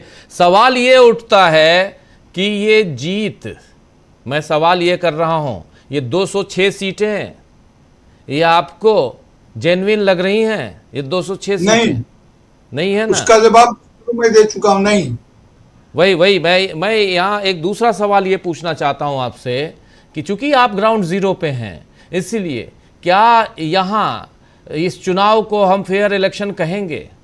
क्या ये बिल्कुल इलेक्शन नहीं। फेयर है? और अगर फेयर बिल्कुल नहीं है तो क्या कारण है? मैं आज की और ये पिछले 4 महीने से हम लोग लगातार विश्लेषण कर रहे हैं। SIR को हमने देखा और वहां से सुप्रीम कोर्ट से लेकर सुप्रीम कोर्ट तक, और अभी भी सुप्रीम कोर्ट में यह मामला जाएगा, कोर्ट में जाएगा, वहां से सुप्रीम कोर्ट, चूंकि सुप्रीम है तो इसलिए सुप्रीम कोर्ट तक पहुंचेगा, क्योंकि हाई कोर्ट लोअर कोर्ट में क्या होता है वो हम लोगों ने देखा है। इसलिए आपसे समझना चाहता हूं कि क्या इस ढंग से इसी राह पे फिर अगले 5 चुनावों को हम देखेंगे, जिसमें उत्तर प्रदेश, उत्तराखंड, पंजाब, गोवा और त्रिपुरा ये हैं? जी, ये फेयर चुनाव नहीं है, ये इसको कहते हैं पावर पोल्यूटेड इलेक्शन। पावर से इसको पोल्यूट किया गया है, ये फेयर कैसे हो सकता है? इसमें दुष्टताएं, राजनीतिक दुष्टताएं भरी गई है, इसमें संवैधानिक प्रावधानों का आयुधीकरण हुआ है, गलत इस्तेमाल हुआ है।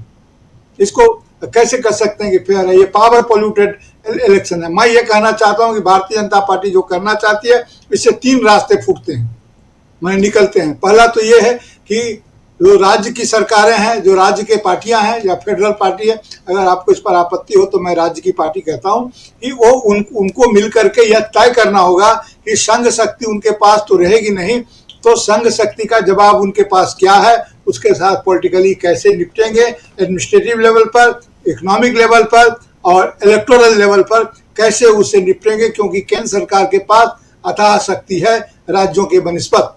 हमारे जो संविधान की व्यवस्था है वह तब तक है जब तक राज्य की जो मिल करके जो इसका फेडरल अप्रोच है, जो संघ है, जो राज्य है, वो मिल करके आवाज नहीं उठाते हैं तब तक।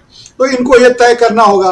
अभी यह बात भी चल रही है कि ये लोग मान रहे हैं कि ममता बनर्जी को इतना जबरदस्त धक्का लगा है, तो उस धक्के के कारण इंडिया गठबंधन के वह करीब होंगी, तो राहुल गांधी का उससे एक चांस बनेगा। मैं कहता हूं कि यह विश्लेषण का वह तरीका है जो हमें प्रवोक करने वाली राजनीति है। हो यह भी सकता है कि तृणमूल कांग्रेस यहाँ हार गई है, लेकिन लोकसभा में इसका जो कंपोजिशन है, लोकसभा में जो सरकार पूर्ण बहुमत से नहीं है, तो नरेंद्र मोदी को इनके सहमति की, इनके समर्थन की जरूरत होगी। वो मिला करके भी चल सकते हैं और ये जो ऑप्टिक्स है ये इसके साफ हो जाएगा। उसके बाद यदा कदा उनको होगा और चंद्रबाबू नायडू और नीतीश कुमार से उनको मुक्ति का एक आश्वासन होगा। मैं सिर्फ आशंकाओं और संभावनाओं की बात कर रहा हूँ। दूसरी बात ये हो सकती है कि ममता बनर्जी कांग्रेस के साथ इंडिया गठबंधन में अधिक सक्रिय भूमिका निभाएं, लेकिन इंडिया गठबंधन की कोई भी भूमिका बिना लेफ्ट कंटेंट और कांग्रेस लीडरशिप को महत्ता को स्वीकार किए बिना नहीं हो सकता है। आपको एक ब्रेकिंग खबर देता हूं। ममता बनर्जी 16वें राउंड में 563 वोटों से पीछे हो गई हैं। शुभेंदु अधिकारी आगे हो गए। श्री 108 अमलेंदु जी उपाध्याय जी जो कह रहे थे भविष्यवाणी, वो भविष्यवाणी यहाँ सच हो रही है। ममता बनर्जी 563 वोटों से भवानीपुर में पीछे हो गई हैं और शुभेंदु अधिकारी 563 वोटों से आगे हो गए हैं। 16वां राउंड ममता बनर्जी को अंदर जाने नहीं दिया जा रहा है और ये लंबी लाइन लगी हुई है, आप समझ सकते हैं। आप अपनी बात पूरी कीजिए, फिर जल्दी से प्रोफेसर अखिल स्वामी जी के पास आता हूँ। जी, मैं ये कह रहा हूँ कि ये 1 नेशन 1 इलेक्शन ही नहीं, 1 नेशन 1 इलेक्शन 1 पार्टी की तरफ बढ़ रहे हैं, क्योंकि कांग्रेस को रीजनल पार्टी अगर कांग्रेस के नेतृत्व और लेफ्ट के कंटेंट को नहीं स्वीकार करती हैं तो इंडिया गठबंधन कभी भी भारतीय जनता पार्टी से मुकाबले करने में की स्थिति में नहीं आ पाएंगी, सफल नहीं हो पाएंगी। लेकिन कई सीनियर लीडर्स ऐसे हैं जिनको दोनों पर आपत्ति है, लेफ्ट के कंटेंट पर भी आपत्ति है और कांग्रेस के नेतृत्व पर भी आपत्ति है। ऐसे में हमारा देश एक दलीय व्यवस्था की तरफ बढ़ सकता है। अगर इसकी चिंता जिन लोगों को है वो देखें कि इसका काट क्या हो सकता है। एक दलीय व्यवस्था यानी कि पार्टी सोसाइटी, जो रजतकांत रे जिसकी बात करते थे पश्चिम बंगाल के संदर्भ में, जो तृणमूल कांग्रेस ने उसी को उठाया, पार्टी सोसाइटी को, उसी को लेकर के ममता बनर्जी आगे आई और तृणमूल कांग्रेस का शासन चला। अब तो पूरा देश में लगता है पार्टी सोसाइटी चलेगी, पार्टी नेशन में हम बदलने जा रहे हैं। एक दलीय शासन व्यवस्था के साथ हम इस पावर पोल्यूटेड पॉलिटिक्स पीपीपी के माध्यम से हम उधर बढ़ते जा रहे हैं, जहां एक दलीय व्यवस्था होगी और व्यावहारिक रूप से, संवैधानिक रूप से यह संभव है और उधर हमें ले जाने की कोशिश की जा रही है। हम उधर टिके रहेंगे, देखते हैं कि क्या करते हैं। सर जी जी, बिल्कुल बिल्कुल। ममता बनर्जी पिछड़ गई हैं और 563 वोटों से ही सही, लेकिन ममता बनर्जी पहली बार 16वें राउंड में पिछड़ गई हैं। स्वामी जी, जरा इसको आप कैसे देखते हैं? और ये जीत हार अब ये मायने नहीं रखते, क्योंकि यहाँ एक अलग वैक्सीन है और यहाँ पर साफ साफ सीधी सीधी बात है, यहाँ समझने की जरूरत, क्या यहाँ से जो दूसरी लकीर खींचने की जरूरत है उसमें आपको कौन कौन से दल दिखाई देते हैं? अब विपक्ष की बात कर रहे हैं। देखिए राजीव जी, मैं आपके चुनाव परिणाम से बड़े खुश हूं और मुझे बड़ी खुशी है कि इस प्रकार का रिजल्ट आया। कारण दो हैं। पहला कारण यह है कि मैं इस बात से ज़्यादा खुश हूं, तमिलनाडु के अंदर एक ऐसा व्यक्ति चीफ मिनिस्टर बनने जा रहा है जो क्रिश्चियन है और जिसकी आबादी उसके प्रदेश के अंदर केवल 6% है। इसका माने जो ये कहा जाता है हिंदुस्तान के अंदर कि हिंदुत्व को क्रिश्चियनिटी से और इस्लाम से खतरा है, इसका माने तमिलनाडु के हिंदुओं ने भी भरपूर वोट विजय को दिए। नंबर एक। नंबर दो, इसका माने है कि तमिलनाडु का रिजल्ट डिसाइड किया है वहां के जनजी ने। इसका माने जनजी का उदय हो रहा है, देश के अंदर एक ऐसे वर्ग का उदय हो रहा है जो एस्पिरेशनल है और चाहता है देश उन्नति करे। देखिए सीधी सी बात है, या तो इस चुनाव में बेईमानी हुई है या नहीं हुई है। अगर इस चुनाव में बेईमानी नहीं हुई है तब तो चलिए लोकतांत्रिक परंपरा में आपको चुनाव का रिजल्ट स्वीकार कर लेना चाहिए। हमको भी कहना चाहिए कि जो रिजल्ट आ गया ठीक है, ममता बनर्जी ने डिलीवर नहीं किया, भारतीय जनता पार्टी आई है, 3,000 रुपए महीना वहां की महिलाओं को देगी, पटरी वालों को नहीं उखाड़ेगी, बुलडोजर से मकान नहीं तोड़ेगी, वहां पे विकास होगा, बहुत अच्छी बात होगी। लेकिन होने वाला कुछ नहीं है। अगर वहां पे बेईमानी हुई है, अगर वहां पे बेईमानी हुई, जो हमको लगता है बेईमानी हुई है, जब हिंदुस्तान का ज्यादातर वर्ग मानता है कि बेईमानी हुई है, अगर बेईमानी हुई है, अखिलेश यादव अभी शेरो शायरी कर रहे हैं, उसके बाद ममता बनर्जी की तरह वो भी स्ट्रांग रूम में नहीं जा पाएंगे, उनको भी नहीं घुसने दिया जाएगा, उनको भी इलेक्शन हराया जाएगा। जैसे असम में 22 के 22 कैंडिडेट मुसलमान कांग्रेस, ये कहा गया है कि हिंदू मुस्लिम पोलराइजेशन हो गया, वही उत्तर प्रदेश के अंदर होगा। तो देखिए सीधी सी बात है, मैं इसलिए खुश हूं, एक तो जो तमिलनाडु के अंदर हुआ कि एक क्रिश्चियन जीता, इसका माने हिंदू मुसलमान नैरेटिव नहीं है, देश में रिलीजियस फीलिंग्स नहीं है, देश का जनजी एस्पिरेशनल है। नंबर एक। नंबर दो, बंगाल के अंदर ममता बनर्जी और एक कम से कम मुझे एक रे ऑफ होप दिखाई पड़ रही है, जो पीछे से नारे लग रहे हैं और मैं उसे भविष्य देख रहा हूं राजनीति का बंगाल के अंदर। आपने सुना होगा जब ममता बनर्जी बोल रही है पीछे से नारे क्या लग रहे हैं, जय बंगाल।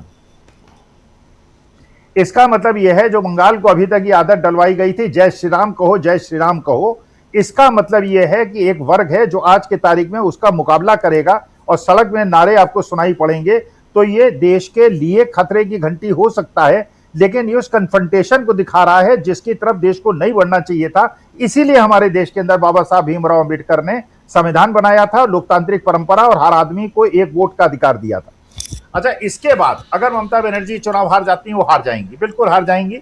हो सकता है 2-4 दिन में अरेस्ट भी हो जाएं, राहुल गांधी भी अरेस्ट हो जाएं, अखिलेश यादव तेजस्वी भी हो जाएं, ये अखिलेश यादव को भी ये होगा। लेकिन अब दूसरा टेस्टिंग पॉइंट जिससे मैं खुश हूं, क्योंकि हम लोग कह रहे थे ये आखिरी फोर्ट है, अगर ये फोर्ट रहा तो रहा, इसका मतलब यह है, वरना हम लोग अब विपक्ष से कोई उम्मीद न रखें। या तो उम्मीद रखें, या तो विपक्ष के ये नेता ये कहें कि हम सड़क पे उतर रहे हैं, अगर बेईमानी है तो, अगर इनके पास प्रूफ्स हैं तो, अगर इनको लगता है कि सेंट्रल रिजर्व पुलिस को लाके वहां पे ये किया गया है, स्ट्रांग रूम के अंदर इस प्रकार का अन्याय हुआ है, और वहां पे जो फंडामेंटलिज्म और रिलीजियस नारे लगा के और जिस प्रकार की उत्तेजनात्मक बातें करके जो चुनाव आयोग की आचार संहिता बिल बंधित हैं, उसके बावजूद अगर ये लोग सड़क पे नहीं उतरते, अगर इसके बावजूद ये लोग जेल जाने को तैयार नहीं है, अगर ये, तो हम लोग भी इनका विरोध करेंगे, इनका साथ नहीं देंगे, क्योंकि हमारी भी जिल्लत होती है, हमारे आपके कार्यक्रम को सुनने वालों को भी परेशानी होती है।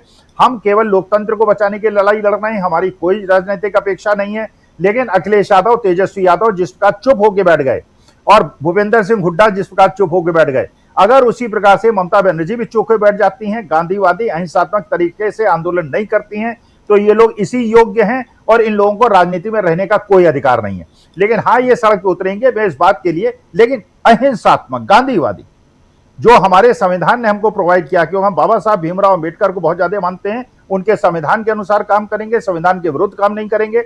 लेकिन अगर कोई संवैधानिक संस्था संविधान को ताक पे रख के आगे बढ़ेगी तो हम उसका विरोध करेंगे।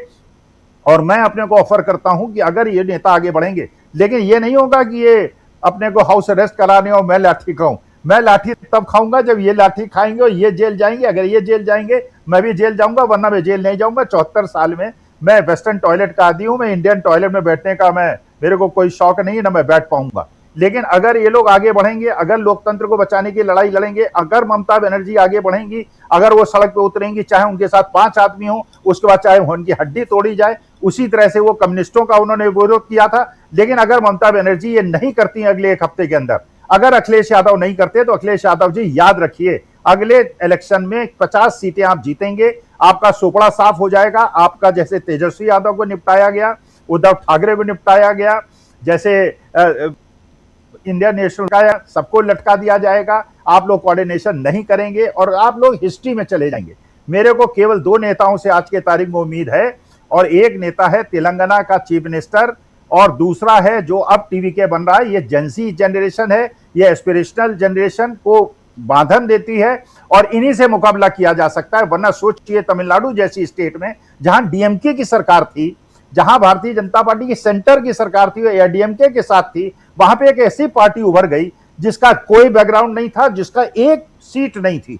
इसका मतलब यह है कि ऐसा नहीं है कि लड़ाई असंभव है। सारे दबावों के बावजूद, स्टेट मशीनरी, सेंट्रल मशीनरी के बावजूद, ऐसी या तो एस्पिरेशन आप अपने जगा सकें और जनता के साथ, आप बच्चों के साथ खड़े हो सकें, जनजी के साथ खड़े हो सकें, वरना सड़क पे आइए, लड़ाई लड़िए, लाठी खाइए, जेल जाइए।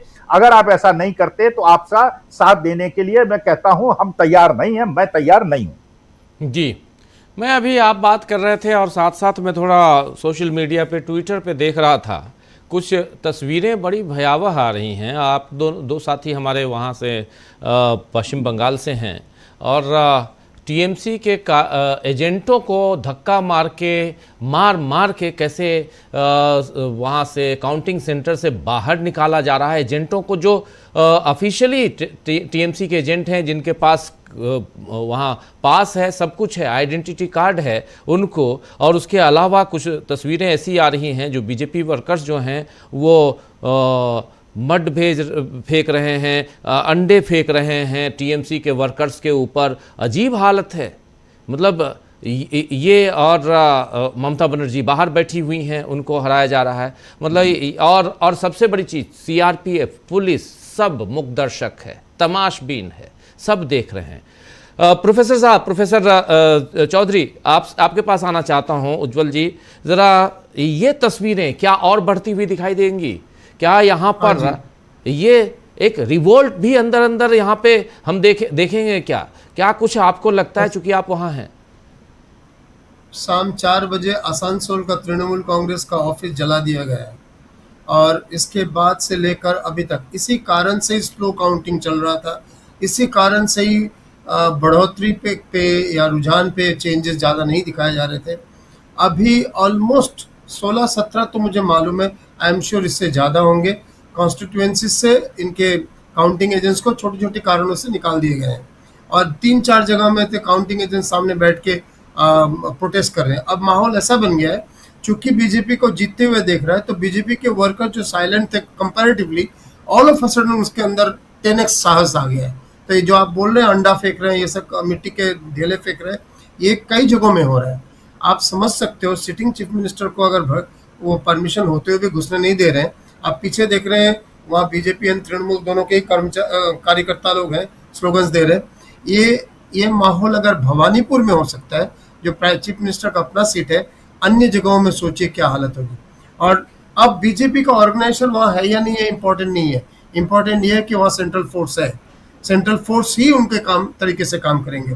तो जहाँ इधर शांति से, वो मारेंगे नहीं, शांति से रहेंगे, अलाउ करेंगे बीजेपी के लोगों को डेमोन्स्ट्रेट करने के लिए और कुछ जगहों में झड़प करने के लिए। और इस वक्त तृणमूल का ऑब्वियसली एक बड़े तबके का हताश होना स्वाभाविक है, लेकिन जिन लोग डटे हुए हैं वो अब मार खा रहे हैं। इस मोमेंट में यही है, कम से कम 11-12 के, मैं आप बोलते बोलते भी चेक कर रहा था मोबाइल पे, 11-12 सीटों में यही हालत है। कुछ बंगाली चैनल में ये दिखाने भी लग गए हैं कि इस तरह का ये एक्शन हो रहा है। सो फील्ड में तो आएंगे, ममता का जो कैरेक्टर है, जो सर फुड़ाए थे वाम फ्रंट अमल में, वो तो फील्ड में तो आएंगे, यद्यपि उनका उम्र 70 साल से ज़्यादा है, फील्ड में वो आएंगे। एक देखने वाली बात है कि अभिषेक पिछले 5 घंटे से कहीं भी नहीं है, ना कोई वीडियो में है, ना कोई उनका कोई बाइट है, ना कोई ट्वीट है, कंप्लीटली साइलेंट है। अभिषेक और उसके एकदम नजदीक के जो 4-5 लोग हैं, but knowing Mamata, she will continue the fight, I am sure.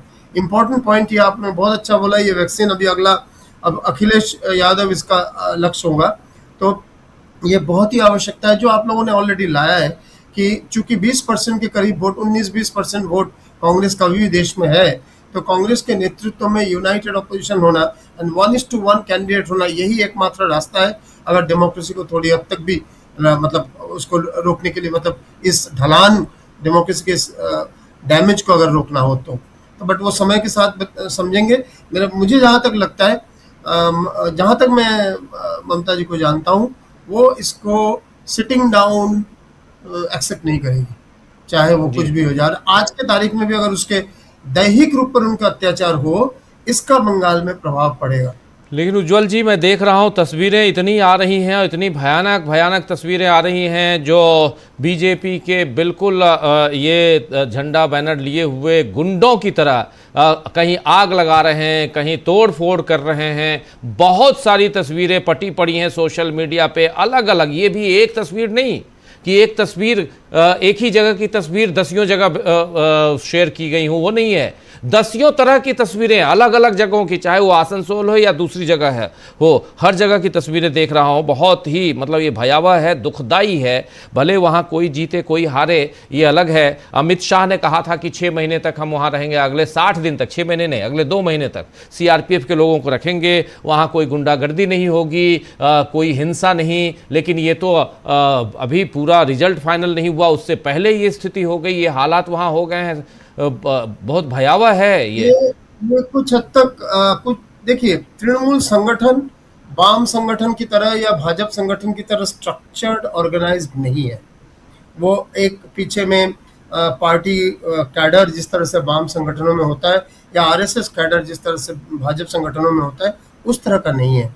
तो अगर ये डर का माहौल फैलाया जाए अगले माने प्रथम 2-3 दिनों में, आज कल परसों में ही आधे तृणमूल वर्कर्स वहीं पे साइलेंट हो जाएंगे।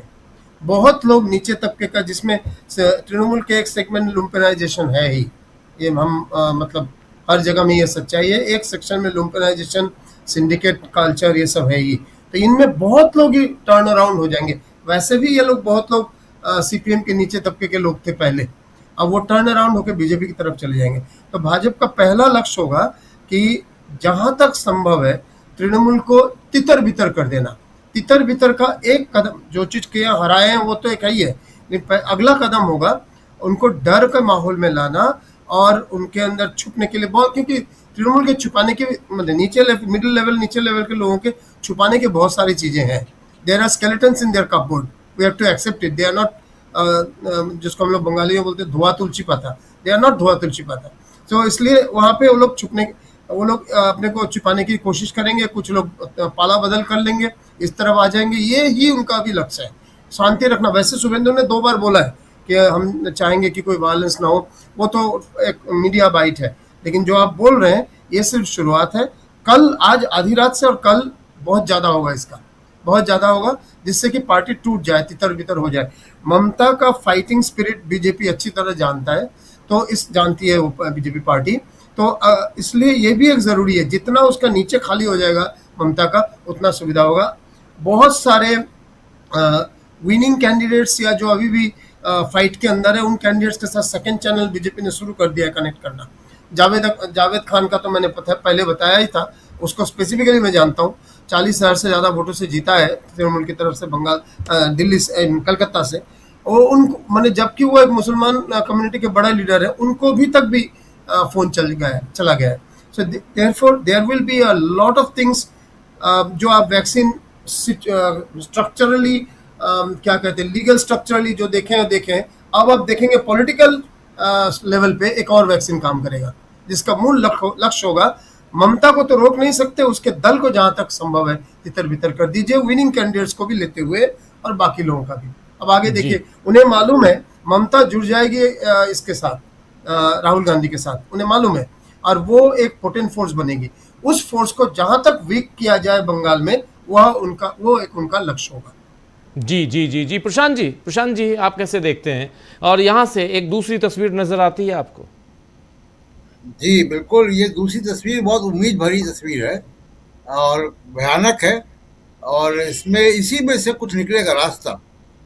देखिए, मैं उन लोगों में से नहीं हूँ, डीबी लाइव भी हम लोग इसकी महाराष्ट्र में चर्चा की, हमने हमने हरियाणा में चर्चा की, हमने बिहार में चर्चा की, और क्योंकि हम इन जगहों पे गए थे, लोगों से बात की थी, हज़ारों सैकड़ों लोगों से बात की थी, और तब हमने इसको स्वीकार नहीं किया था। बहुत सारे लोग, बड़े-बड़े बुद्धिजीवी, ज्ञानी जो है सेफोलॉजिस्ट और किस-किस नाम से जाने जाते हैं लोग, बाद में नतीजे आने के बाद कहते हैं कि हम जनता का मूड नहीं पढ़ पाए। अभी बंगाल के मामले में भी जो लोग कह रहे थे कि ये होगा, तृणमूल जीतेगी और 200 सीटें आएंगी, वो भी ये कल तक आ जाएगा कि हम बंगाल के लोग का मूड नहीं पढ़ पाए। यही लोग असल में क्या है कि एक गलत रॉन्ग डूइंग को, एक क्राइम को लेजिटिमाइज करने का काम करते हैं। हम वो नहीं कर रहे हैं। हम ये कह रहे हैं कि ये रिजल्ट, और मैं भी आपको कह दूं कि ममता बनर्जी को हराने की स्क्रिप्ट ज्ञानेश कुमार के पास है। जो गौरव गोगोई के साथ हुआ है, जो स्टालिन के साथ हुआ है, वो ममता बनर्जी के साथ भी होगा। आप वेट कर लें 20 राउंड पूरे होने के, अभी 14-15 राउंड, 16 राउंड हुए हैं, आप वेट कर लें 4 राउंड और, वही होना है। स्क्रिप्ट उनको वही दिया गया है। बिल्कुल। देखिए, यहाँ से उम्मीद की किरण क्या निकलती है? उम्मीद की किरण ये निकलती है कि अब पहली बात की जो एक चर्चा होती थी कि विपक्ष सामूहिक तौर पे चुनाव प्रक्रिया से बाहर आए, ममता उसमें एक बड़ा जिसको कहें कि रोड़ा थी, क्योंकि उनको उम्मीद थी कि वो निकाल लेंगी। अब कम से कम विपक्ष के पास ये ममता का एक साथ आ गया है, और विपक्ष को अब एक बड़े आंदोलन की तैयारी करनी चाहिए संविधान और डेमोक्रेसी को बचाने के लिए। और इसमें ज़्यादा बड़ा संकट सुप्रीम कोर्ट है, चुनाव आयोग नहीं है। ये जून में जब SIR आया था, तभी हम लोग, तब से हम कह रहे थे 26 जून को या 25 जून को रात में 8, साढ़े 8 बजे आया था, और तभी से लग गया था कि ये बहुत ही डिज़ाइन है भारत की डेमोक्रेसी को, संवैधानिक डेमोक्रेसी को सिलसिलेवार खत्म करने का। और वो पूरा उसका एक फ्रेमवर्क है, उसमें लीगल बातें भी हैं, पॉलिटिकल भी है, टेक्नोलॉजी भी शामिल है, सब कुछ है उसमें। और उसमें ममता बनर्जी खुद भी अपीयर हुई। आप देखिए, सुप्रीम कोर्ट अभी तक उस मूल सवाल पे कि SIR लीगल है कि नहीं लीगल है, उसमें सेमिनार कर रहा है वो। तो जब तक सुप्रीम कोर्ट, मीडिया, इन सब को जवाब, संविधान के प्रति जो है वो जवाबदेह नहीं बनेंगे, तब तक ये संकट लोकतंत्र में बना रहेगा। अब सवाल ये कि अपोजिशन पार्टीज, सिविल सोसाइटी, जनता, ये सब जो संविधान के पक्ष के लोग हैं, वो क्या करें? उनको साथ में एक अलायंस बनाना चाहिए, और तब ये बच पाएगा। वरना ये मामला सुप्रीम कोर्ट जाएगा। अभी आप कह रहे सुप्रीम कोर्ट जाएगा, सुप्रीम कोर्ट 5-6 महीना, 7 महीना इस पे बहस करता रहेगा। अभिषेक मनु सिंघवी, कपिल सिब्बल वहाँ जाते रहेंगे, प्रशांत भूषण, लंबी लंबी तकरीरें होती रहेंगी और फैसला नहीं आएगा।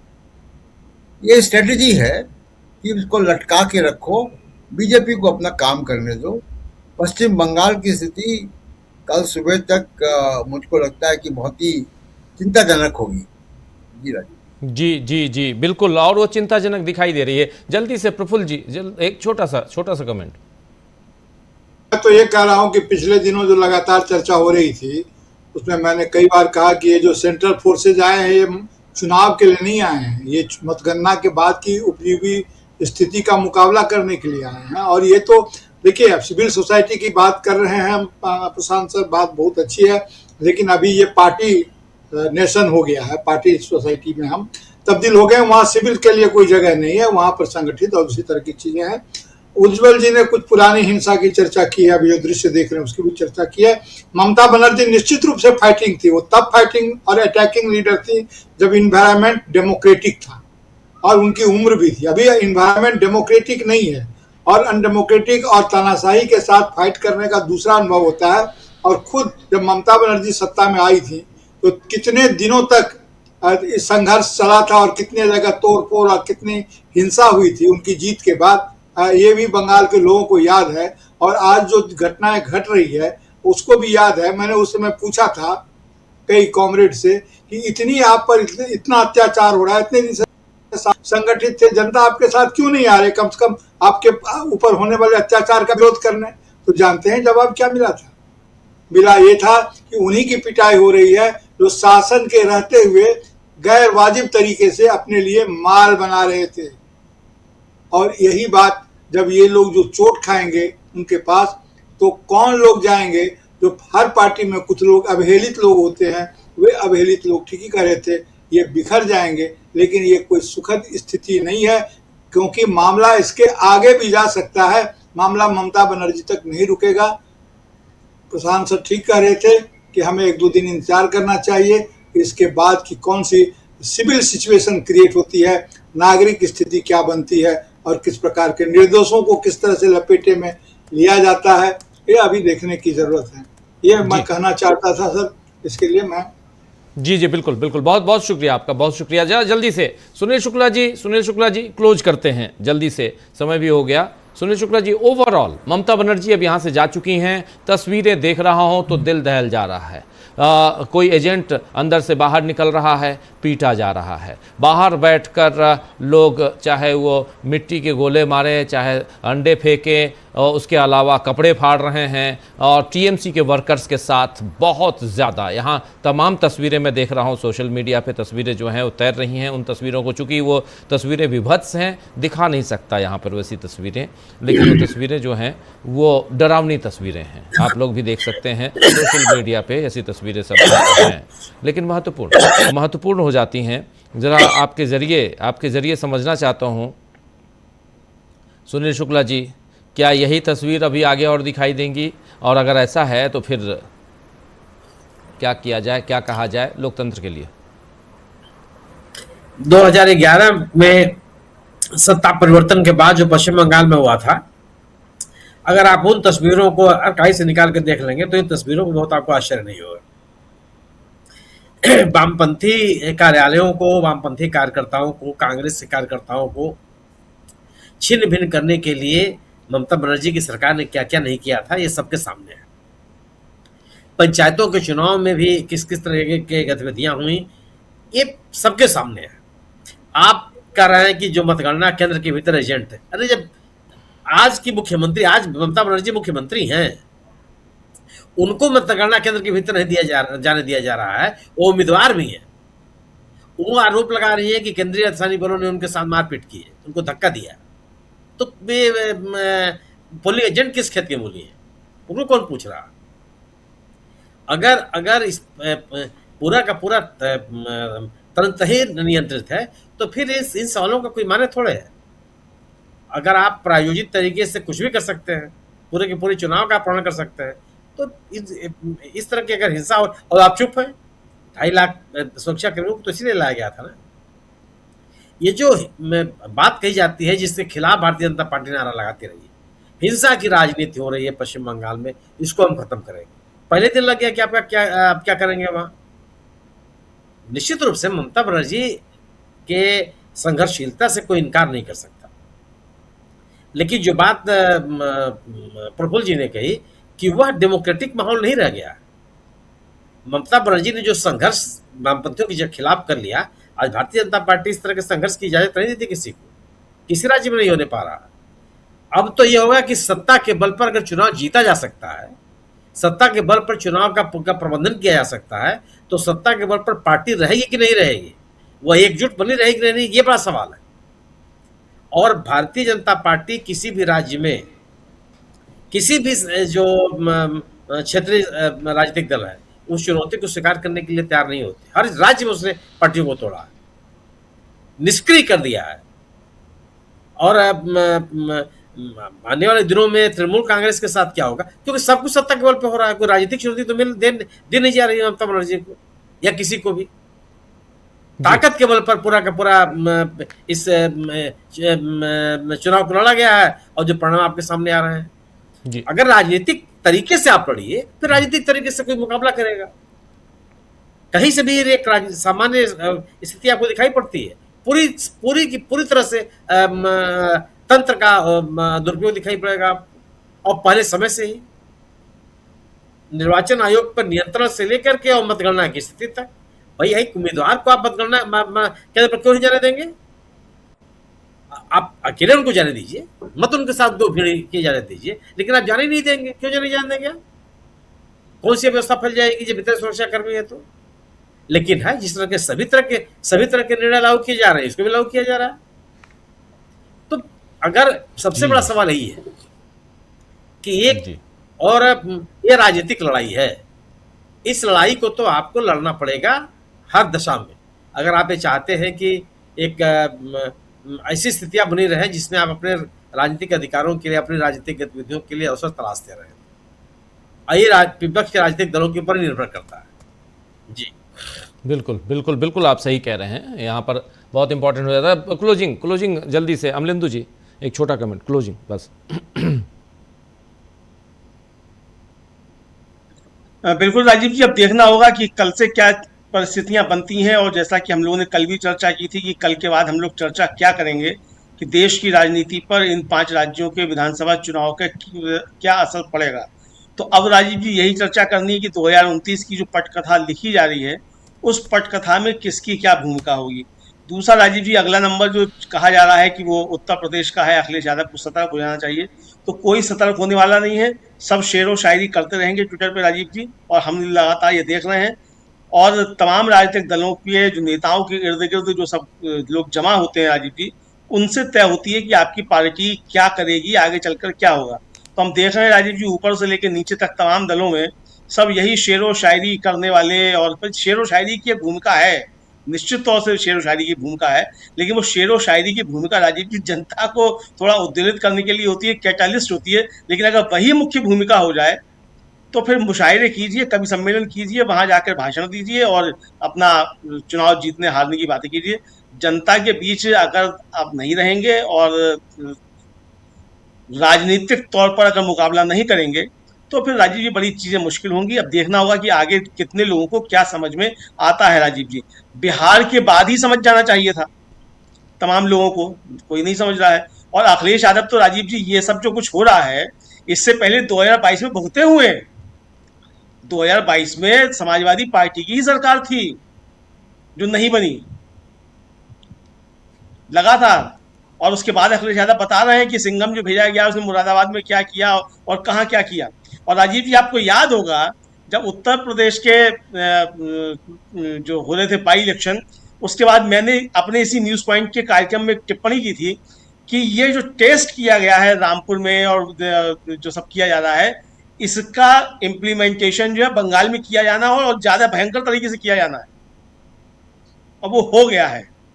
तो अब जो प्रशांत जी कह रहे थे कि ये हो गया है और ये आगे के लिए एक नजीर बन गया है, इसको आगे किया जाएगा, तो निश्चित तौर पर किया जाएगा। अब हमको ये भूल जाना चाहिए कि लोकतंत्र जो है कोई बचा है या कोई लोकतंत्र में कोई आम नागरिक की कोई भूमिका है या किसी की कोई भूमिका है। मुझे लगता है कि ये आशा करना बेकार है। और जो संविधान का कस्टोडियन है सुप्रीम कोर्ट, उसके लिए क्या कहा जाए। हम लोग देख रहे हैं किस तरीके से संविधान की धज्जियां उड़ रही हैं राजीव जी, यही कहा जा सकता है फिलहाल। बिल्कुल संविधान की धज्जियां उड़ रही हैं और देखते हैं, खबरें बहुत आएंगी। अभी तक 16 राउंड के बाद 17वां राउंड अभी तक नहीं आया। मैं इंतज़ार कर रहा था कि हो गया, अब तो ममता बनर्जी का क्या है आगे भविष्य, क्या वो आज विधायक चुनी जाती हैं या नहीं भवानीपुर से, लेकिन अभी तक 16वें राउंड पे ही गाड़ी रुकी हुई है। और जितनी धीमी गति से यहाँ पर मतगणना को देख रहे हैं हम, वो रिजल्ट कब आएगा इसका पता नहीं।